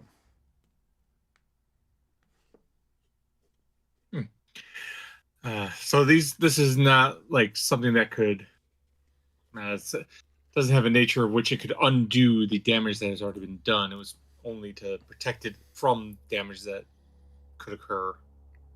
Yes, like some kind of ward. If the ward was active, you would suspect that, like, creatures or beings of chaos would not be able to pass through the gate likely into the city. Okay.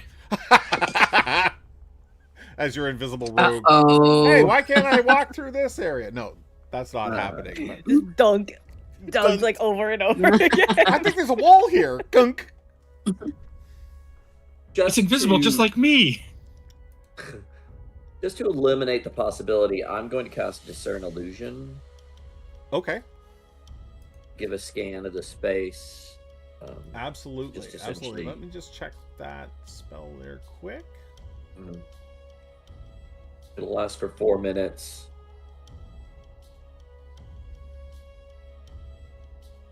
It's 10 foot wide by 150, by 150 feet long. zone. So as you sort of scan the rock face here, no illusions become detected by your Discern Illusion spell.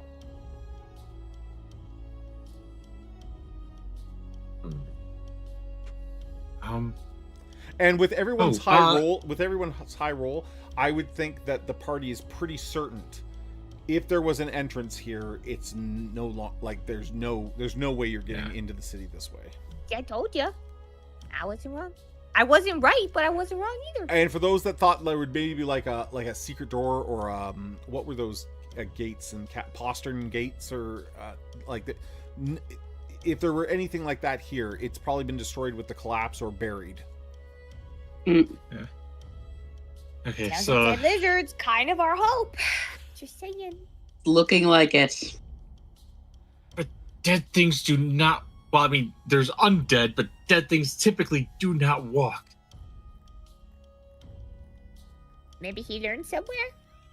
It's also, squirrels aren't really well known for their vocabulary. It's very possible he doesn't actually mean dead lizard. Well, thanks to you, we heard a lot of their vocabulary. And that was a lot of critters. I didn't know that the squirrels could speak like that. That was very terrifying. Informative, I would say. Going Even. for a walk. It might be taken for a drag or something. Oh.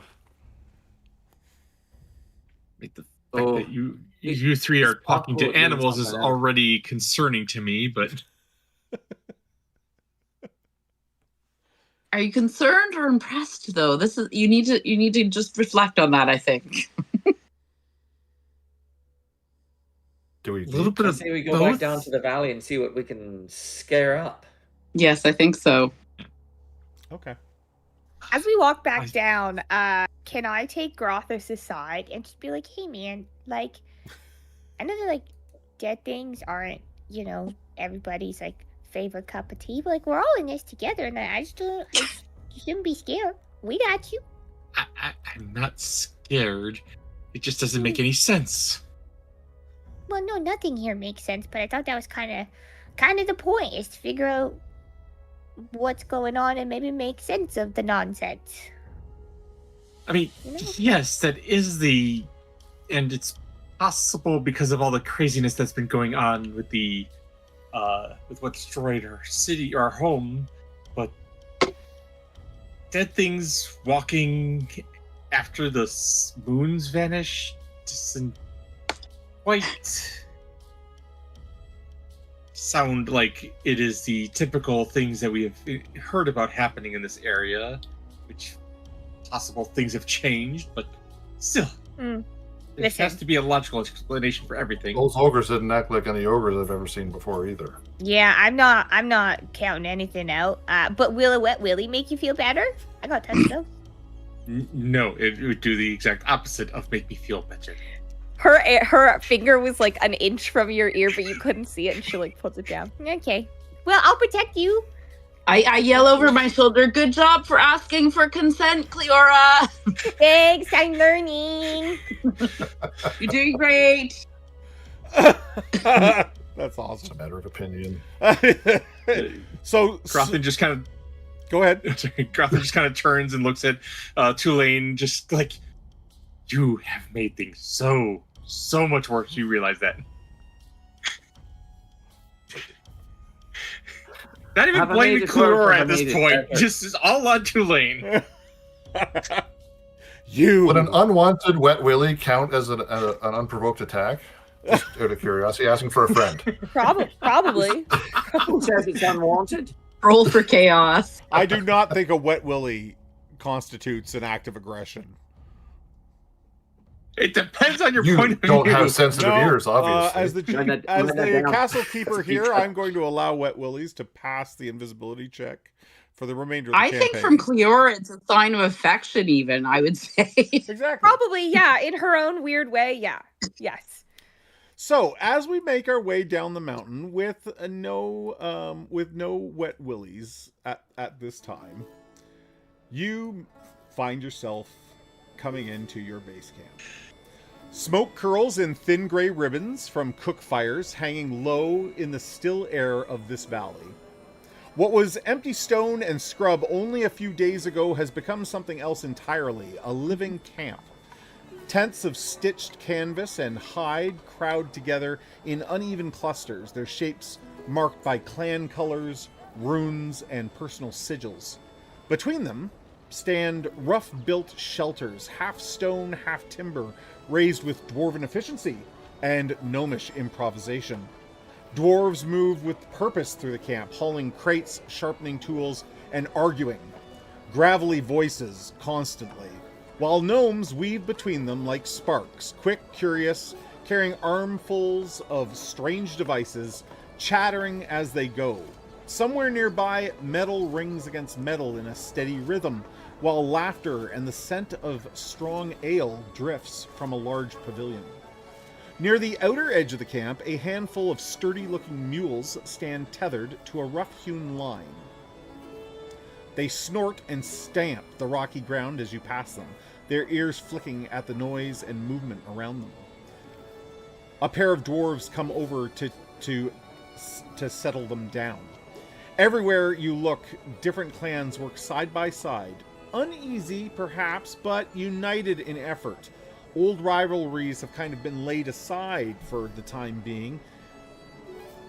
Sharp glances and muttered words, though, remain. Yet the mountain looms above this all, and whatever waits within has drawn everyone here.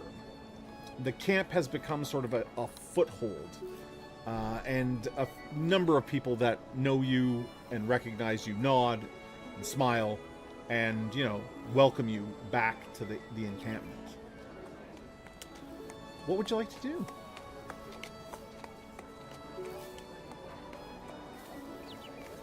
Win the game. I'll put that in my notes. Would we have had a handler or somebody that was in charge of like, hey, you guys go, this is what you need to do, like somebody we check in, it's like our main guy, or is it each one different separate clan? members. Actually, so sort of taking the lead is not any of the clans, but a group of older gnomish women known as the Sisterhood of the Dark Woods, who, funny enough, Frellis belongs to. I go in search of Sister Minerva. Okay. You make your way over to that We tent. welcome to tag along. Yeah, everyone tags along. Is that okay, or are you going alone? Oh no, everyone can tag along. Sister Minerva has lots of fantastic things to say to everyone. So as you reach a tent with sort of like a beaded curtain hanging in the doorway, you can hear a soft voice muttering to itself inside, half prayer, half lecture, as though she's lost track of whether she's teaching or remembering something. A gnome, ancient beyond easy reckoning, bent nearly double beneath the weight of years. Her robes, once those of a nun or a librarian, hang loose about her, layered folds. Its original color, long since faded, now a sort of uncertain gray color. Ink stains blot the sleeves, and small scraps of parchment are everywhere. Like the grandma trick up the sleeve Kleenex, like parchment up the sleeves, parchment in pockets, parchment shoved in between buttons on her shirt. Just little pieces of scraps of paper and parchment all over her body. Some slipping free and falling to the ground as she moves about her tent. Her hair is wild, like she stuck her finger in a light socket or something. Just white, shocked white hair in all directions. Now sort of just a halo of white about her head. A pair of oversized spectacles perched precariously at the end of her nose, constantly sliding as she peers over and under and rarely actually through them in confusion. Her hands tremble, forever adjusting something on her finger that no one sees there. She My sweet Sister Minerva. yeah, as soon as you say that, she like stops suddenly and turns and squints at you. And then starts to walk over towards you, Frellis, until she like totally invades any sort of personal space you desire and gets right like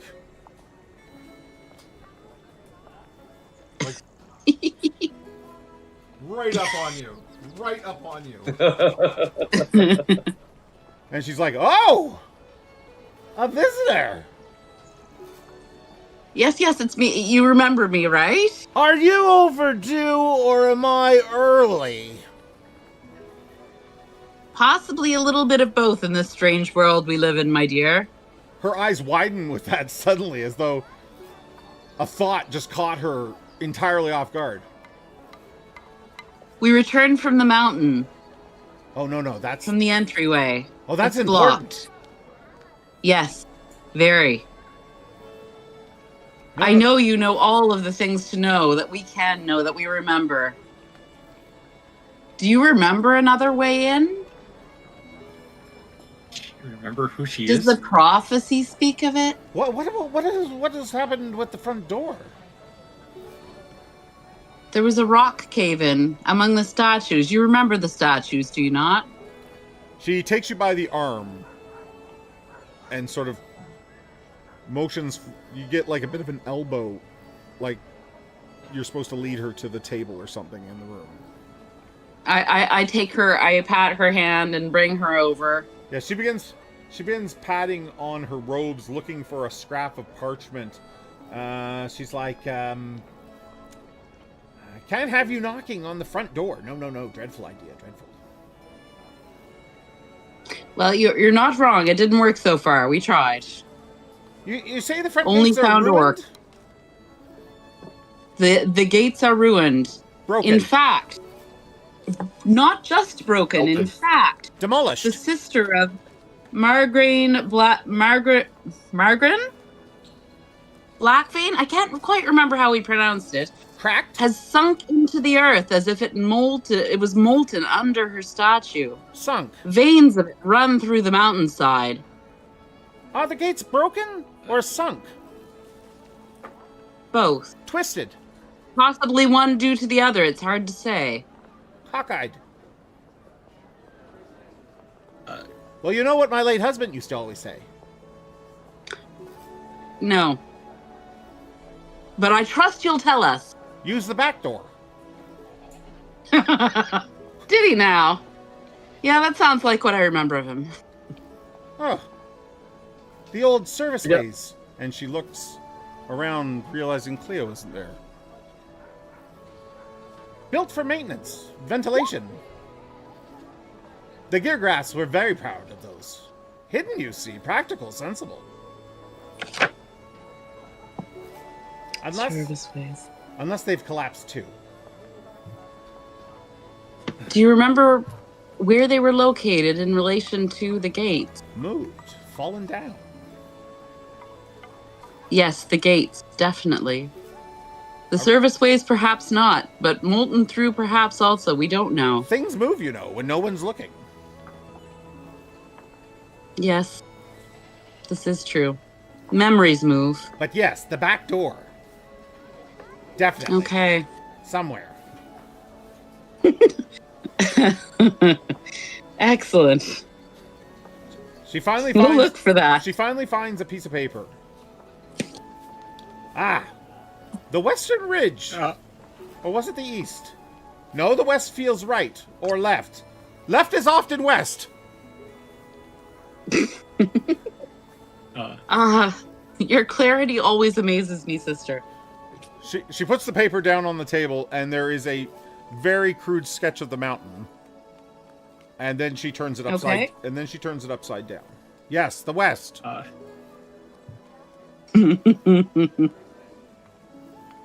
look at the party members to make sure they're just all taking this in so that we can discuss it later. Nod, and then ask, and the dead lizards, does that mean anything to you? Lizard? Yes, the dead lizards Reptiles? that walk after the moon is gone. Or the moons, perhaps, are gone. Does that speak to you in any way? She leans into you again, Frellis, and tries to open your mouth. I allow her to do this. And like takes her glasses off and leans in to look into your mouth. Ah! Is she an archivist or a dentist? She's many things. She smiles with Largely a librarian, but that doesn't account for this. as she looks into your open maw and you start to talk, like she sort of slaps you on the cheek to get you to stop. And then smiles with complete confidence with what she's done. West. Oh, what is she doing? West. The back door is to the west. Noted, sister. Thank you. You'll know it when you find it. Assuming it wants to be found. Is there a trick to it? Or does it just find us as we travel to the west? Do you know? I think you'll know. I'll trust that I'll know then, sister. Of course. And then she stands up and adjusts her glasses. Go on then. And don't forget your soup. Oh, soup, as we all know, is the answer to everything. Someone once said it was 42, but they were wrong. It is soup.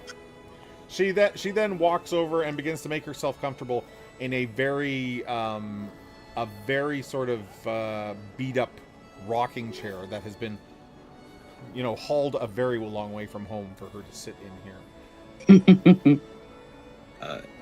Your trusty chair. Well, we won't keep you any longer. Does anyone else have any questions for the good sister? She has often many, many answers. What clan was it that's in charge of the service tunnels? She looks at you and she says that the clan that built them is Geargrass.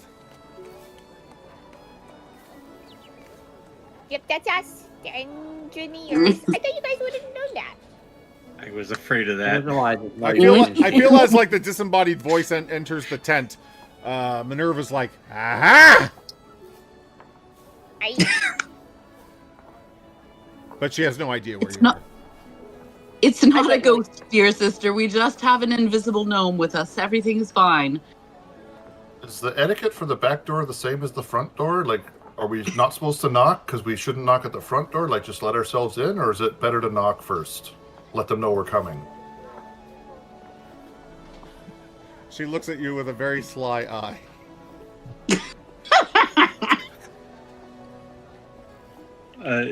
Grothith is going to try to translate the scribblings that she did on a piece of vellum over the map that he has. Yes. And it's going to try to confirm that this is actually what she meant to draw, because her sketch is kind of hard to read.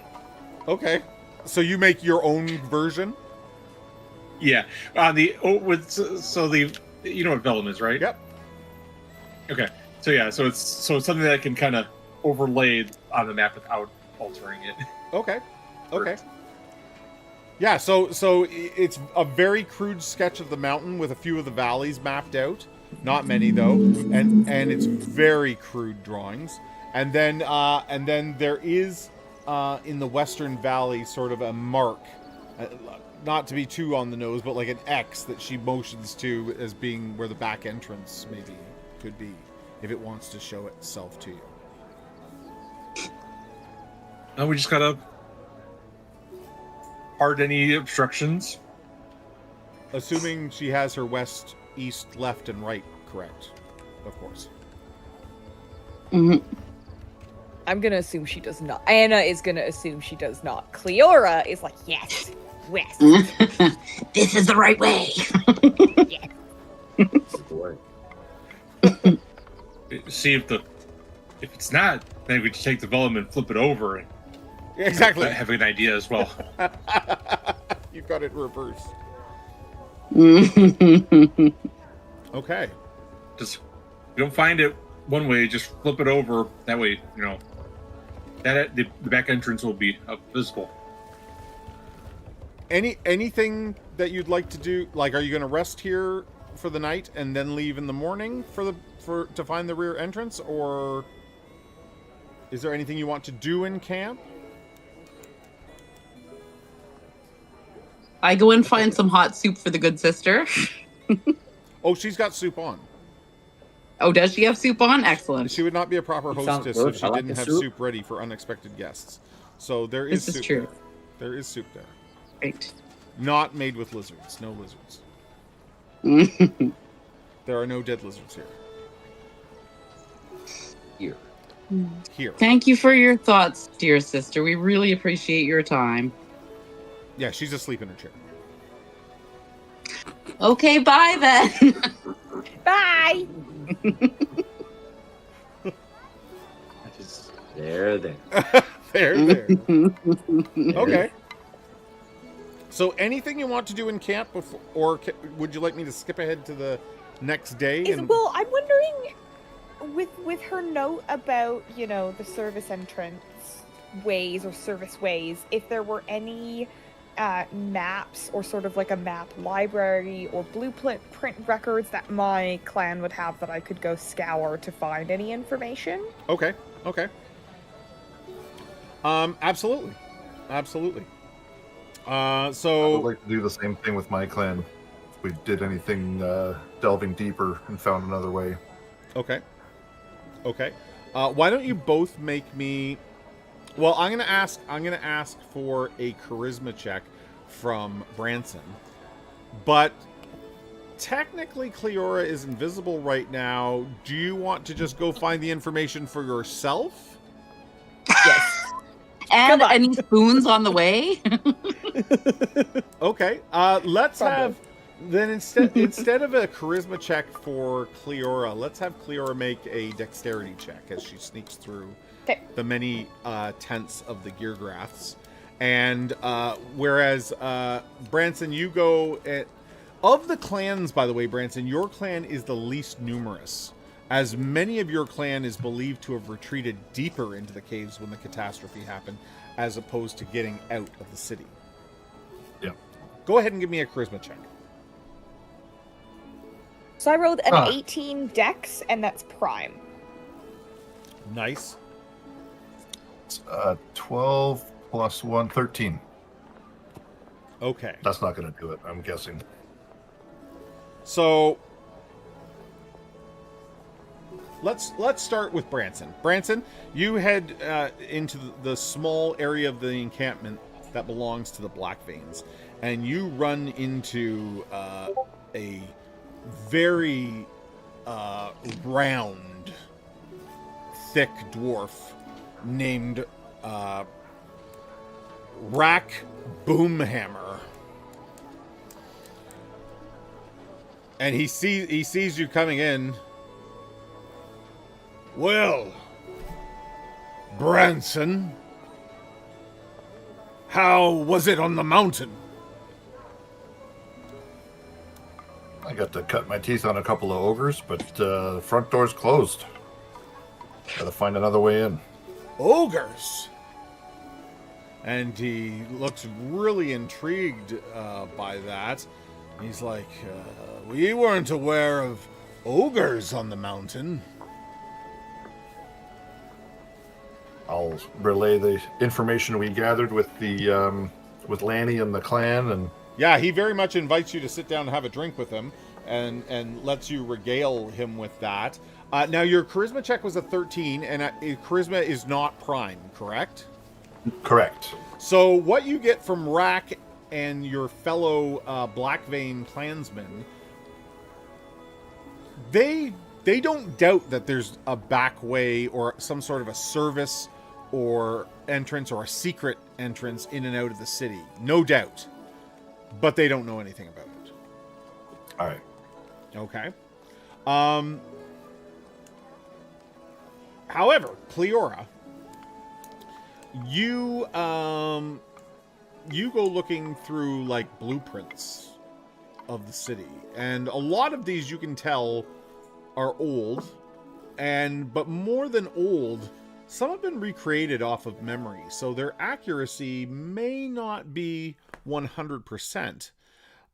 However, you find mention of something called the Ramsgate. And in the drawings of the Ramsgate, it shows like a huge ram's head and its horns as the horns curl down. Like it looks like they're staircases leading down, and it says that it makes note that this is the way to reach Marble Hall.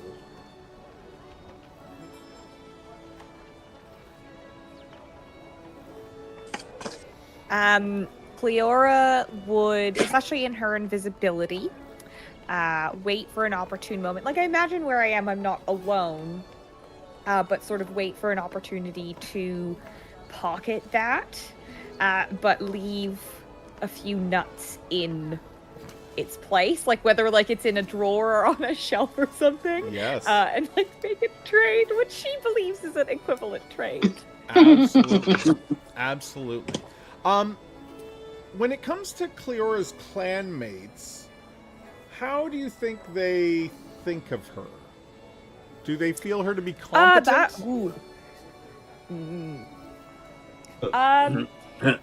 So I think most of them, I don't think that they think she's necessarily incompetent.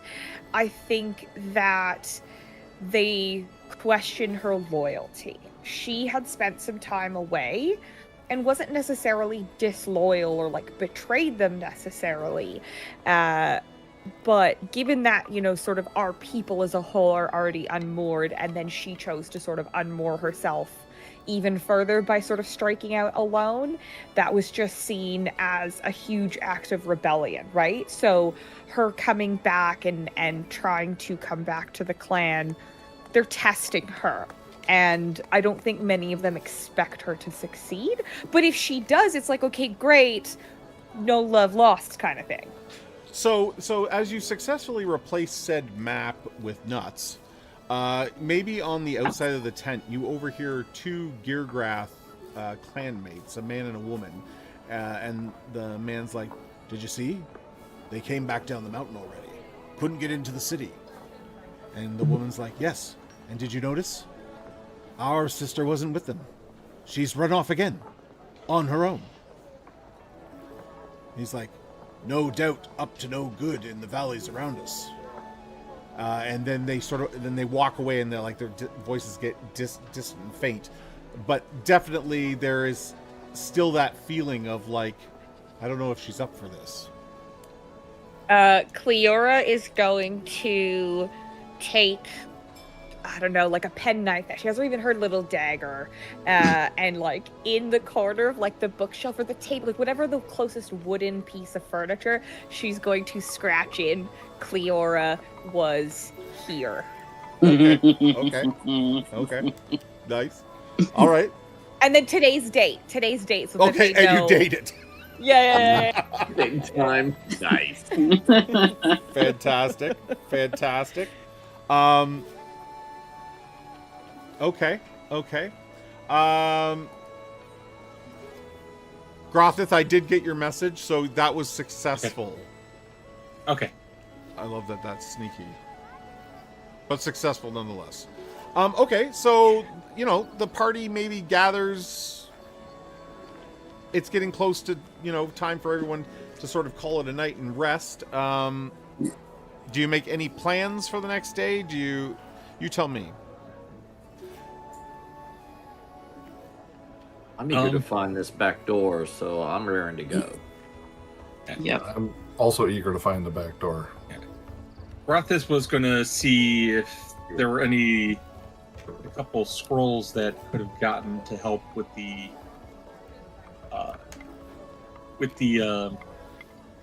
I'm trying to think of the spell name. One of them was I know in other games it was locate object. Yep. I don't know if They totally have that still in this game. okay. Would Rothis be able to get a scroll of that from his clan? Let's give me a charisma check. So you walk into one of the. You've seen my character sheet. You know what you're doing, right? You walk. Oh, absolutely. So you walk into the sage's tent where the scrolls are kept, hoping to get a loaner of locate object, locate item. It's called in our system here. And the lore keeper looks over at you and immediately like, ugh. Look who it is. Yes, Grothis, how can we help you?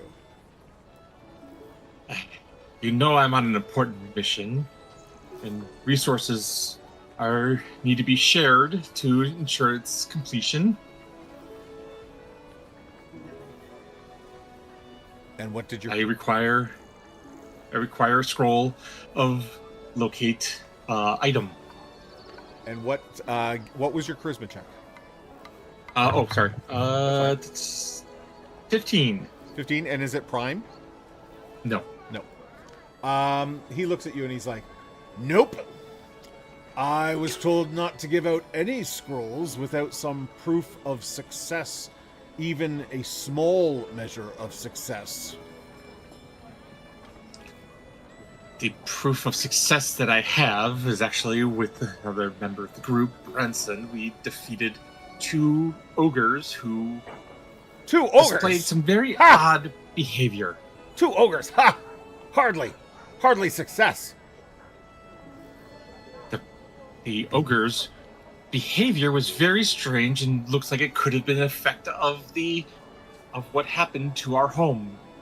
He immediately, he doesn't even catch that you're like, yeah, well, they were weird, and our home, mention of the home even. This dwarf just looks at you and goes, "But was there any coin? Was there any gold?" Not on them, but did mention the appearance of somebody called Tim Horton. It's a name that I've not heard before. He pauses for a moment.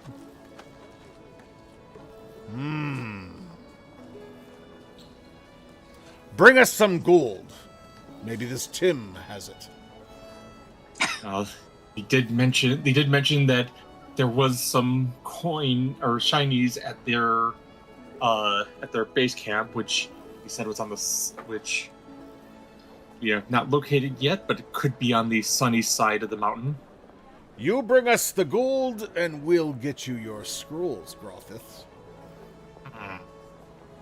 This sort of attitude amongst your clan is of no surprise to you. But it is much frustration. Yeah, yes, but yeah, so if you can bring him some coin, he'll certainly cough up some scrolls for you. This is my fault for not clarifying what progress has been deemed.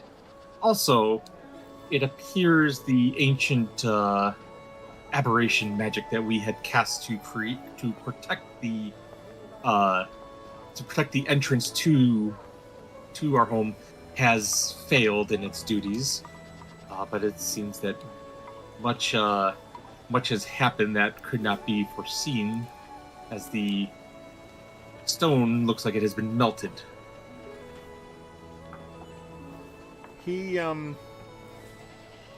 When you mentioned that there's abjuration magic cast on the gate, you notice he's intrigued by that.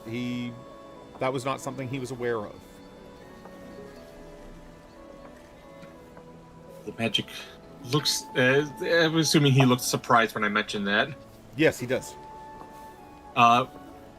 Yes, the magic seemed to be tied to our founder, who the statue has been severely damaged, and it's going to take months, maybe even years, to bring back to its former state.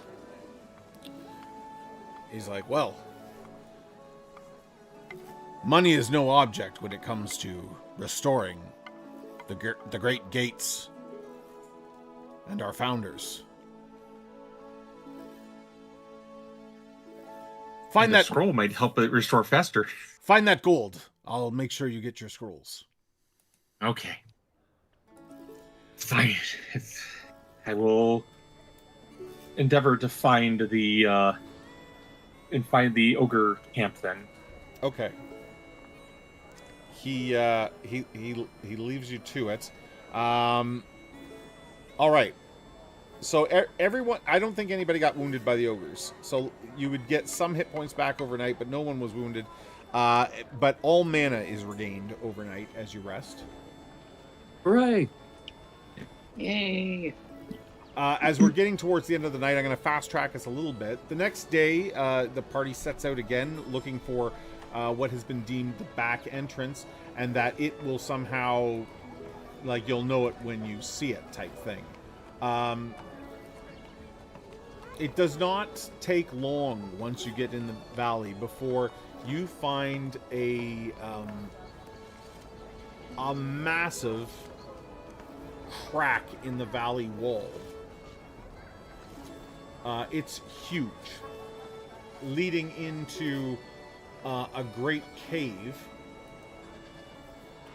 The opening, the opening is 5, 10, 15, 20, 25, 30, 35, 40, like more than 50 feet across. But not very high, not that high, like maybe 20 feet high. So quite wide, but short and sort of, and it's enormous, and it's sort of at the bottom of a hill. Like rainwater would run down the hill and literally into this opening in the side of the cliff.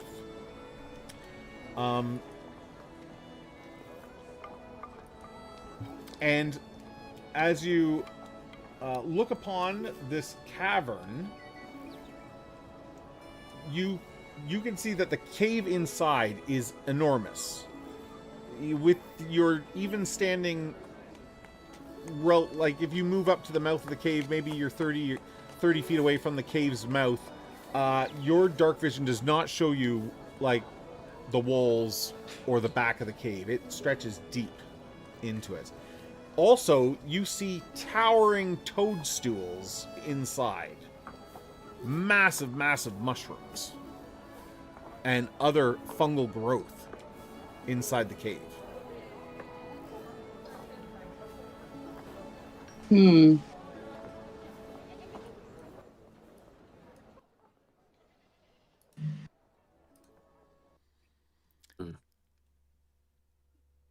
You all stand maybe, like I said, about 30 to 40 feet from the entrance. And it is huge. There is a funny smell coming from inside. Something loamy and earthy as opposed to rock. Many of you have seen mushroom growths before, like in the other dwarven cities that are beneath the ground and the other dwarven roadway, like underground roadways and that. Seeing mushrooms this size is not too unusual, although the one just inside the cave mouth, pardon the pun, dwarfs anything that you've seen before. But also, like, the colors and the shapes of the mushrooms and fungus growing in the cave are nothing you've seen before. Very strange.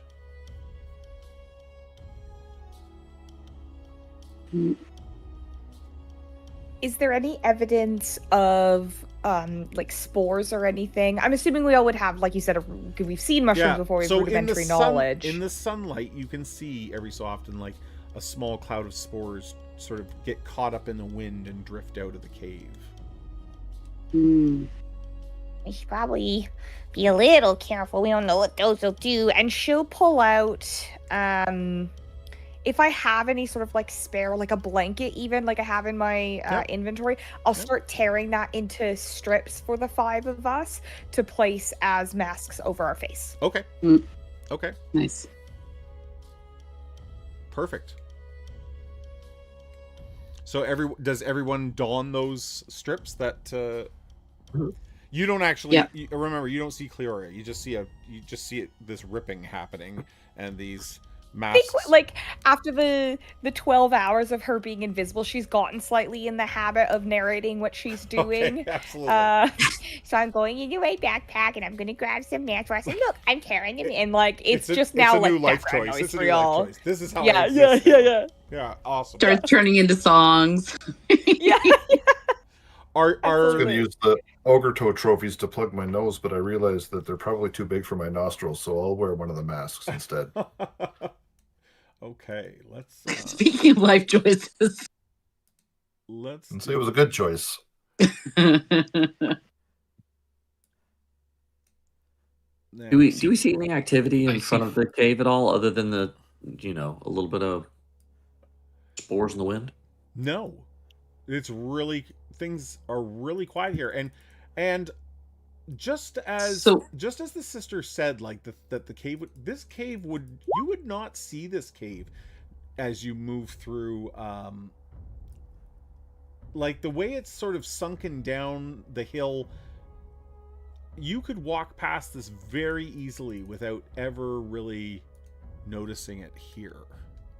Even with, even though it's a large size, just the way it's tucked down at the bottom of the hill, like there's nothing to sort of signal it to people. It's and for whatever reason you've stumbled across it, all just like Sister said. You would find it when you found it.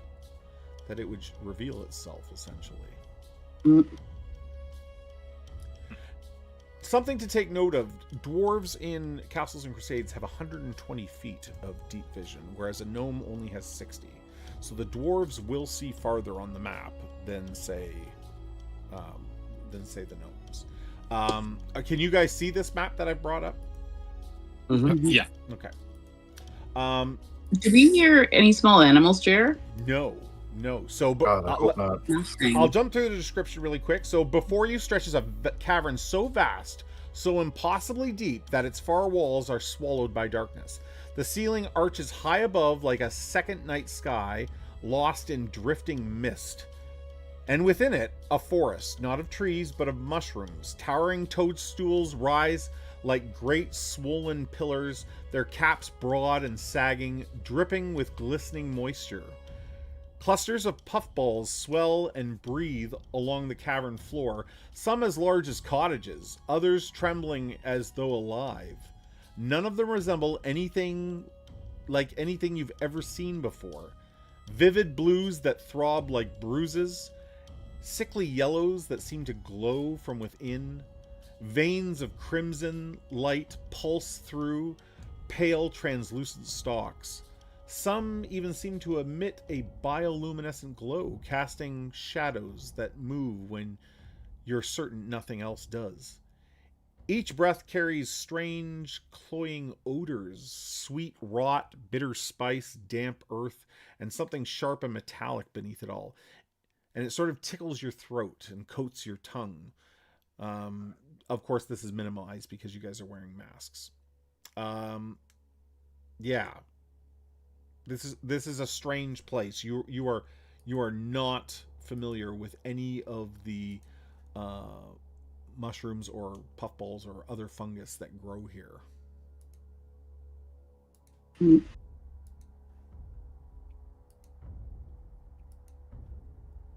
Oh, by the way, going to cast Discern Poison. Okay. If there's any poison in the area. Awesome. Let's take a look here. I think the range on that is 150 as well, but I will double check. Maybe I'm wrong. I was looking that up. Discern location, traps, secret doors, poison. The spell allows the caster to determine if there are any poisonous, venomous, or toxic plants or creatures in the area. And what's the That's area? The spell's range is 50 feet with a duration of 10 minutes per level. So, and it's a 25 by 25 foot square. Oh, okay. I can tell you though, as you cast that and it sort of blankets the mushrooms inside, not all, but many of the fungus that are growing are poisonous. Okay. You're not sure how poisonous, and I will tell you that dwarves have a tolerance for poison. Yes. Gnomes don't. We should be a little careful. Some of these, there are some mushrooms that are not poisonous, but there are some that are, and he's going to try to see if he can identify which ones are coming up poisonous and which ones aren't. Yeah, we won't get into specifics, but we'll know for now that you have an idea of which ones should not be touched or touched or eaten. Absolutely. No, that's what it was. Basically, yeah, avoid those ones, but those ones are okay, kind of thing. Mm-hmm. All right. Oh. This is our door in. The only way to go in is in. Away we go. I'll let you go ahead Do and it. move yourselves as far in as you would like to move. After you all? This cave map is so large that I've had to shrink your your minis down. That's why the bars above your I was gonna say it came out so small for me. I was Yeah. like, oh, this big. Yeah, zoom in, This is zoom in, great. because we are in a huge cave. I guess Yeah, that's close enough for now. I've used that trick before as well. Okay, so you begin to move in, and sure enough, just mushrooms as far as your eye can see, and there is, even on a square where you don't see anything on the map, just assume like there are little fungus growing on the ground and things like that. However, as you step in, you notice that there are trails that weave in amongst, like someone has passed this way enough time that the mushrooms and fungus in that area has been tampered down. There's a trail that leads off to sort of the northwest, as well as straight to the west. Foot traffic. Is there some... Foot traffic, and not big like an ogre, like your size. Carlos, do you see something over there? I will roll for perception, I guess, Jer? If you'd like to take a closer look around, you can give me a wisdom check for sure. Yeah, sure. Okay, so that's 13 plus 1 is 14. No, nothing that I haven't already described. Okay. Oh, you're way up north. Did you mean to do that? I can Not entirely, but let's just say I do it because I'm curious and I take off. Yeah, you see like a plant up there, and you're like, oh. And then you realize everyone's starting to make their way into the cavern. And yeah. When you come in the size of the cavern, you can occasionally hear like the squeaks and flits. There's definitely bats in here. So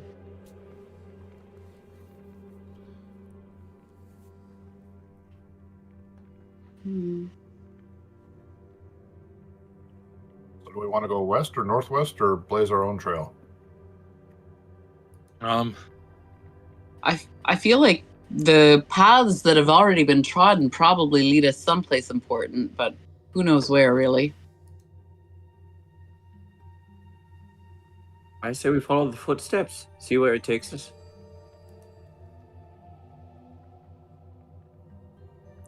All right. West or northwest? I'll zoom out here. I'm assuming west is directly into the cave? Like West is north of the top of the map? Exactly. The compass points apply on this map. All right. Northwest. Why not? Northwest? Okay. We'll do it. I'm gonna take What we do with the take some sunsets. liberties, and I'm gonna move the party sort of to the northwest. Okay. You start to see that as you come to the northwest, there are smaller fissures in the rocks to the north with smaller tunnels leading out of this main tunnel. And the ground here begins to slope upwards to the northwest as it sort of ramps up off of the floor that you are currently on. The foot traffic appears to go to these smaller tunnels to the north. Is there anything that we see yet that is reminiscent or indicative of like the Ram's Horn map that I had found? No. Okay. No. Everything here is sort of natural rock formations, and although the fungus is sort of alien to you, it's still, I would still call it sort of natural. It's not like man-made or dwarf-made constructed. The map that you have, the Ram's Head gate, is definitely it's built by hand and carved. Sweet. So do we want to head up the smaller northern tunnels, or up the ramp to the northwest? What do we think? You said there was more foot traffic to the northern tunnels. Foot traffic seems to go to the northern tunnels, yes. Oh, yeah. I think we should see what's up there first, yeah. Yeah, agreed. I'm going to move you again. So we're going to move to here, and then up into here. As you come up into here, you can make out a very dim light source to the north. It's very faint, and you're only catching a glimpse of it. It's like it would be like a candle light through all the stalks of the mushrooms ahead. But there's definitely a small bit of light up there. Maybe here, we'll take a ruler and figure out. So maybe about 70 to 80 feet ahead of you through the mushroom stalks. It's not a light like it's not a magical light. It's like a little flickering candle light or something. So it's not bioluminescence. This appears to be potentially light. Mm-hmm. You also notice here that Grothith, none of the mushrooms in this cave are the poisonous kind. Everything in this cave appears to be non-poisonous in this side cavern that you've found. Okay. We'll relay Does that it look like information. anything's eating these? With a little bit of looking around, you can see that there are a number of mushrooms that have been sort of cut down by the looks of it, and some of them are in different stages of being chopped up. Okay. I'd take a couple of samples Okay. of these. Yep. Make a Flip good soup. Possibly. Definitely to take back to Sister Minerva one way or the other. Absolutely. Yep. Well, shall we approach the light? I Or mean, I should could we- try to scout ahead and like just. Oh, You know. let's get a little closer before we send you ahead there, girly. Okay. Yep. Sure. If you get in trouble, I can only move 20 feet, so I want to be closer. I don't want to send you into Trouble. doom. I don't get into trouble. I don't. Well, I'm not saying you would cause trouble. We just don't want the mushrooms chasing you around, hun. That's what I meant by trouble, not that you're going to cause the trouble. Mm, Yourself thrown into a blender. Their legs, and she's one like, never knows. So you start to move towards the light, talking about how like don't get into trouble and what constitutes being mischievous or not. When on the cavern floor, right about where I've placed you, you find the dead husk of a large beetle. Lizard? When I say large, I would put the beetle at Rottweiler size. Oh, It is on its back, and its thorax has been entirely hollowed out. There is no meat in its body any longer. Hmm. Something You want is some eaten. samples for that, too? Yeah, sure. Break off a Mushroom- leg, stick it in Yeah. my backpack. Okay, as you pull Mushroom the leg out, there's like I don't know if you've ever had like crab legs or anything, but there is a bit of a crack sound as it disjoints from the rest of the chitinous body, and you have a beetle leg. Excellent. does it look chewed on, or is there something? No, scooped no, its but stuff out. no, it looks like it's thorax. I'm not even sure if calling it a thorax is the right term for a beetle, but its body has been like scooped out, almost like an ice cream bowl. Like there is nothing inside it any longer. You don't see any chew marks on it. I bet this would have been good for soup. Too bad we're too late. Clara, you should probably get inside the beetle. We'll turn it over so it's on standing up. You can run it around. Chase after people. Imagine the fun. Are you You're just kidding part of me? the... I think it's a great way. I'm not the only problem here. It's you're the one that's causing trouble. Do Your you- terrible okay. ideas. How heavy does it look? Heavy, but how much strength does Cleora have? What's Cleora's strength? Let me. No, 10. You think you could hoist it up on your shoulders? It's hollowed out. Yeah, it's hollowed out. Turn it over. Let's go. All right. Let's go. Okay. We need to stick some wheels on this for you. Don't worry. I'll figure that part out. Beetlemobile. Yeah. Yeah, She's an yeah, engineer. yeah. So you are invisible, You but four you're are having too much inside the fun with beetle, this. and the beetle carcass begins to rock forward. As the party follows the empty carapace, you can start to see that there is a wall ahead, built of broken furniture, barrels, a few old, what appear to be like dwarven shields, and a crude door is there. On the door, there is a spike, and stuck onto the spike is some sort of unidentifiable body part that glows and flickers like a candlelight.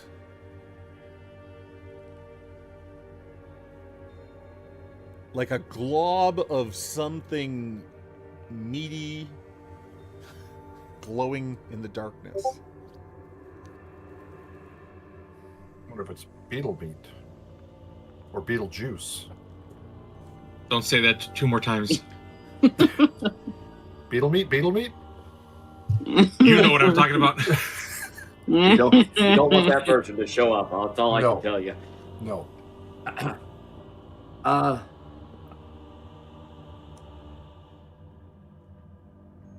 I inspect Alright, it closely, see what it looks like, Yeah. see if it reminds me of anything. Okay. So you walk forward towards the door then, Frellis, and as you do, Yes. Something jumps out from behind a mushroom as you get close to the door. There's a bit of a growl as a hunched shape drifts out from behind the mushroom. It's covered with little specks of spores. It's a dwarf, you think. Okay. Maybe a young...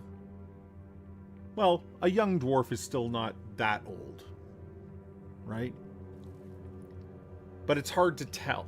A young dwarf has lived more years than a human has, but it's hard to tell beneath all this filth.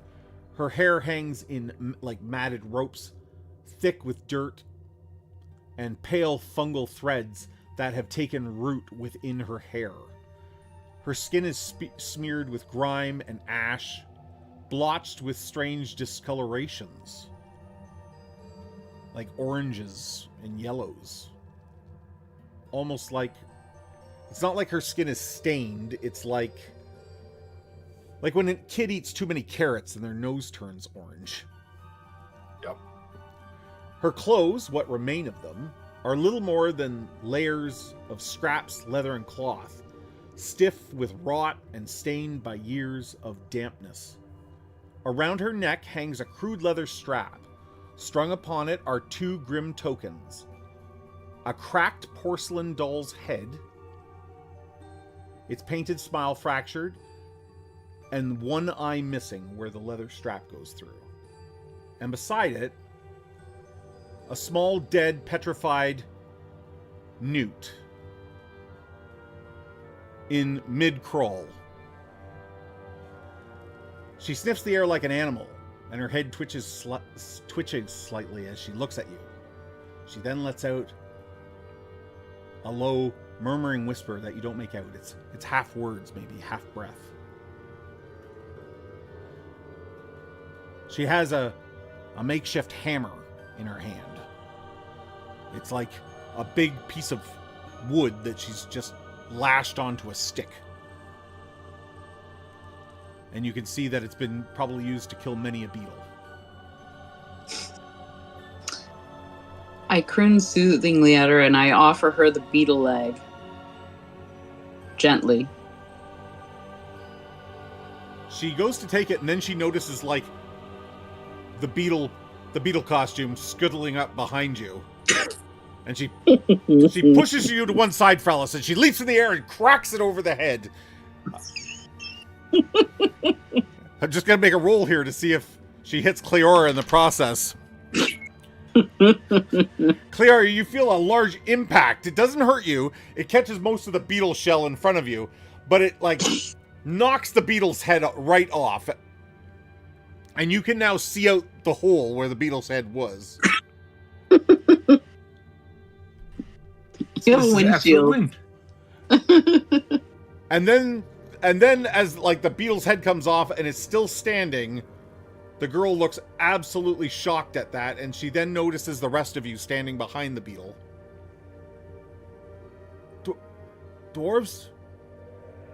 Gnomes? Yes. And beetles. Here we have, How long have you been here, child?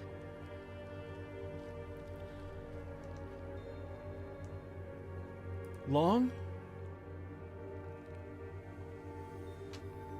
Since the days when everyone left, or less long than that?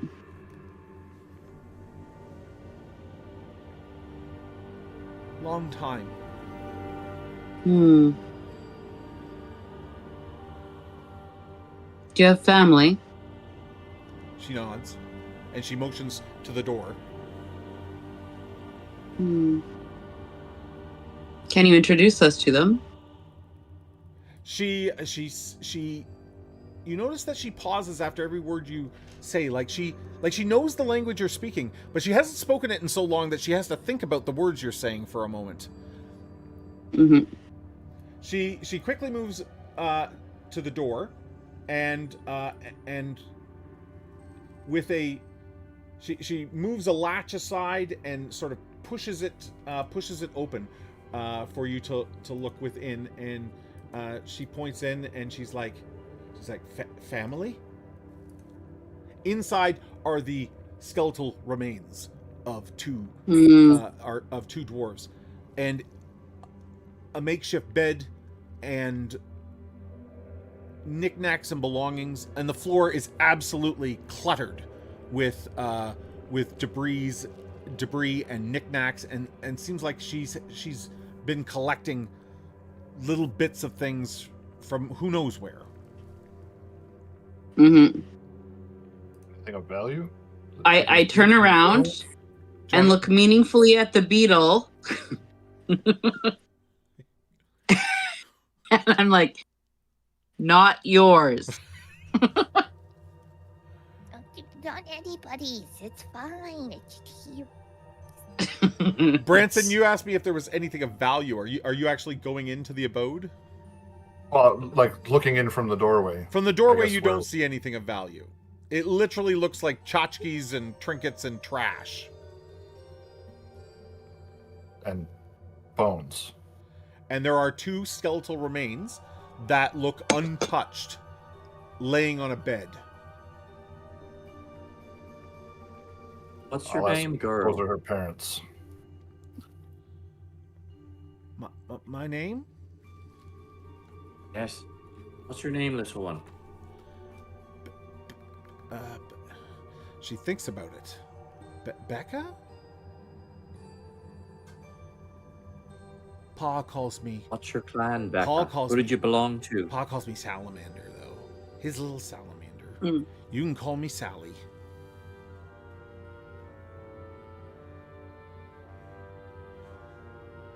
What was your clan, Sally?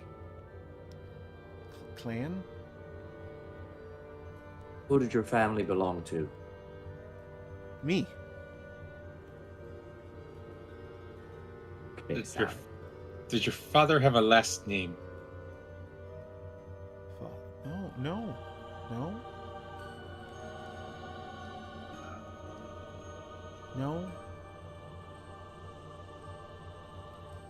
Ask for permission to enter the room. She takes your hand and leads you in, and like brings you over to like a silver candlestick, and she points at it. Don't touch. Hot. Thank you. Mm. I'm looking for any identifying clan marks, or like I know you said there were shields on the wall and stuff. So any Yes. So everyone who's looking in now takes notice. There is a shield with the symbol of Clan Geargrath on it.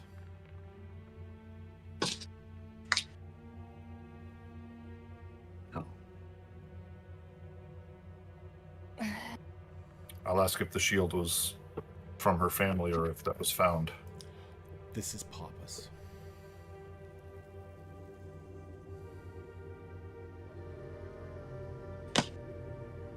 Well, your papa took good care of you and kept you safe, did he? Yes, for a long time. But now, they are here. Who are they? Who are they? The ones that come out at night. Oh, Where do they come from? Deeper in the caves. Can you What show do they us? look like? They're little. And she points to the gnomes that she can see. like your size. Part You- dog, like- part dog, part Dog. part lizard. Oh, hell's bells. The kobold, the gnomes immediately recognize that as a description of a kobold. Means there's something out there hunting us, and it ain't no man.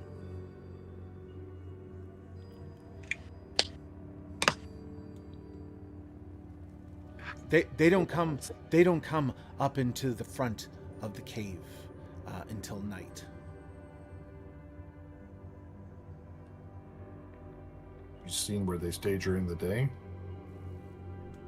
Or where they come from? She nods at you. Can you show us? You don't have to go there, but just show us where they come from. She thinks about that. You come to shush them? Yes. Yes. We'll try. We'll shush 'em but good, though. Okay. Okay, I show you.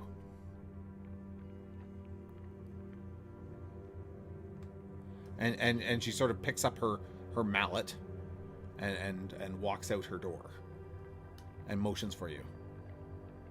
I'll give her one of my hand axes. As you do that, she looks at it and really just like admires it. And she says, Papa's axe. It broke. Where's... Do you have the pieces? It could be fixed. She moves back into the house quickly, and you hear her searching through trash and debris, and then she brings out like an axe head that is showing a little signs of rust and age. And then, but its haft has been broken. But she has the broken haft for it. Can I take the axe and repair it and bring it back to you later? Or do you want it to stay here? Repair? You fix? Fix. You fix Papa? Fix the axe. Fixing Papa's beyond me.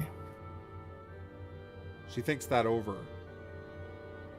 And then she hands you the two pieces. Okay.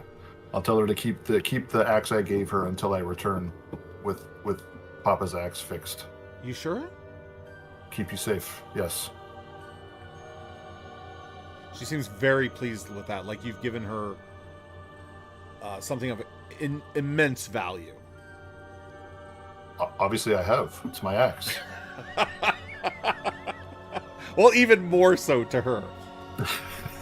And then she begins to lead you back the way you came into the main cavern and deeper into the darkness towards whatever waits in the back end of the cave.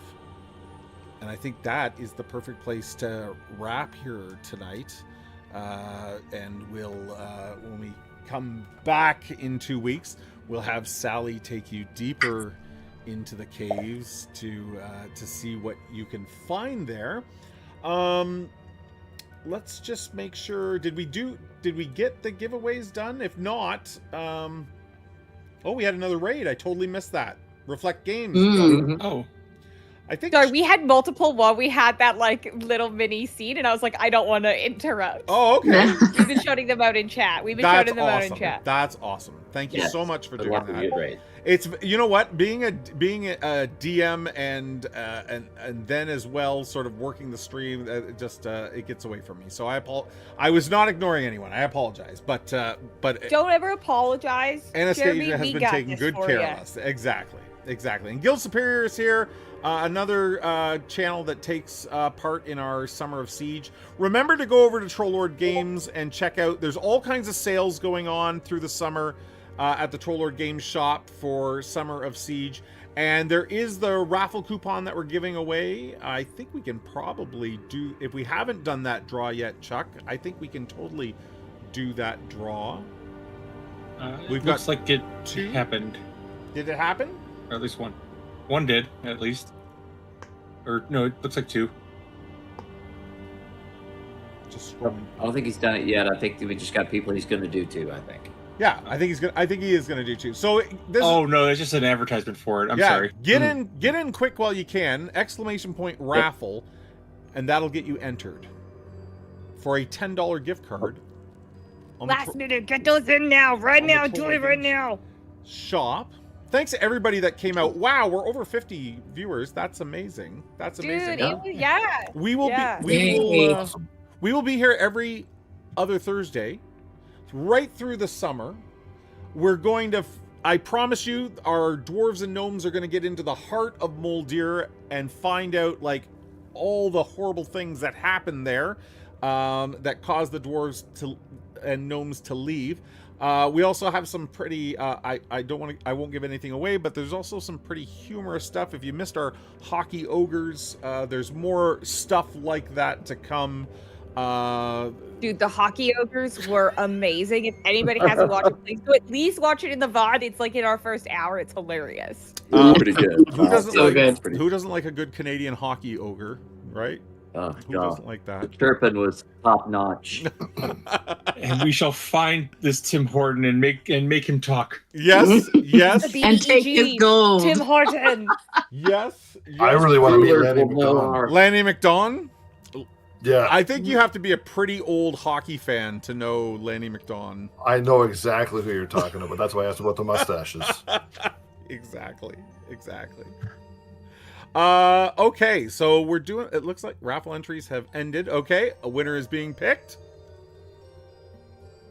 We'll give Chuck. We'll give Chuck a moment to do that. Okay, Although we're first drawing. we're doing Summer of Siege here this summer, but there are lots of other channels taking part in the Summer of Siege. So make sure you keep an eye out on social media and that for people that are doing that. You can always jump into their streams. They also have gift cards and things like that to give away. It's a huge event that runs right through the summer, and this is our second time doing it. We did it for the first time last time. Dark Horse 1975. So we have our first winner, yeah. Yes. Yeah. Awesome. Congrats. I think we're giving away 2. Thank you for I being think we're here. giving away 2. How great is this? This was really fun. Fantastic. This was fun. This was good. Yeah. Like, you know, there's always that first like half hour of like figuring out a Exactly. new role play. But I love the chemistry. Yeah. I don't know about chat, but you know, I liked it. Yeah, I'm enjoying how things are going. I mean, for our first session, we fought hockey ogres. We talked to talking squirrels. We insulted said talking squirrels. We met an old lady gnome, and we also met a young dwarf who's kind of lost in the caves. So yeah, lots more to come. Lots more to come. The entire party is not tall enough to ride the big roller coaster. You are absolutely right. Hey, We are not. No. we get on each other's shoulders and we protect. It's time for those trench coats. So Dark Horse, I don't know if you saw that, but if you jump into the Troll Lord Games Discord and contact Obsidian Risk, they will make sure you get your gift card. And our second draw. Second drawing's underway. Yes. Who will it be? Mech Oh, Mech Boy. Boy 21. Mech Boy 21. Nice. Woo! Slay! Let's Congrats. go. Awesome. Congratulations. Awesome. Yes, and listen, $10 off a PDF gets you a module. So if you're, and I believe Chuck can correct me if I'm wrong, but I'm pretty sure you can get a copy of the Player's Handbook at no charge in PDF format on the website, or at least you used to be able to. And then, you know, so you can get that and then get a module, and you're ready to play. You're ready to play Castles and Crusades. Yeah. You could play this at your own home. Yeah, exactly. Amazing. Yeah. Do it. Free I'm books. talking squirrels. Several free books. Free books. That's crazy. Go and support. If people are giving away free books, go and support them, because that in this economy, that's insane. That's awesome. Thank you so much. Okay, so there's actually several free books on there. Yeah. So Yeah. Let's go. I 40 just gotta learn how to read. We'll teach you. Hold on, Okay. Jeff. There's also pictures. Okay, I like crayons. They taste really good. I'm not afraid to admit this. When I was but a boy, like, reading was probably not a strong point. It was not a strong point, but the pictures in the monster manual kept me coming back to the games more and more. So there you go. Wait, Absolutely. first edition Monster Manual, because it had the good pictures in it. Oh yes, oh yes, oh yes. First edition. Oh boy. We all know Life the changing. we all know the succubus picture. We all know the succubus picture. and the Marilith. All good things for underage prepubescent boys. Well, I suppose prepubescent girls too. Hey, why should I What you call judge? me? Right? Why should I judge? Okay, so I think that pretty much wraps it here. I don't know, Chuck, do you rate us out, or do we? I don't know that I can rate us out from with my key, but we certainly could rate it out to somebody. I see. Chuck says he can do it. Okay, so why don't we? You know what? I run another Castles and Crusades game over at Stronghold D&D on the opposite Thursday to this. So why don't we raid Stronghold D&D? Does that sound good? This week we'll pick Stronghold and we'll try to get someone else next time. I like to spread the love around, but we have a massive raid here of 50 people. That would be great to show some love and jump in on. This was so much fun. Thank you all for being here. Yeah. Thank you, everybody. You. It's Thanks for all, letting you know me what, play. like you said earlier, it's always, first time playing with new people. You never know what you're going to get, but this was great. I enjoyed myself. Yeah. This will be good. This will be good. You guys are great. Okay, so hold tight. I think Chuck's going to rate us out to Stronghold D&D, and we'll see everybody in 2 weeks' time for more of the Unmoored of Moldir. And I'll put us over onto the hold screen, but just stick around and give Stronghold lots of love when we get there.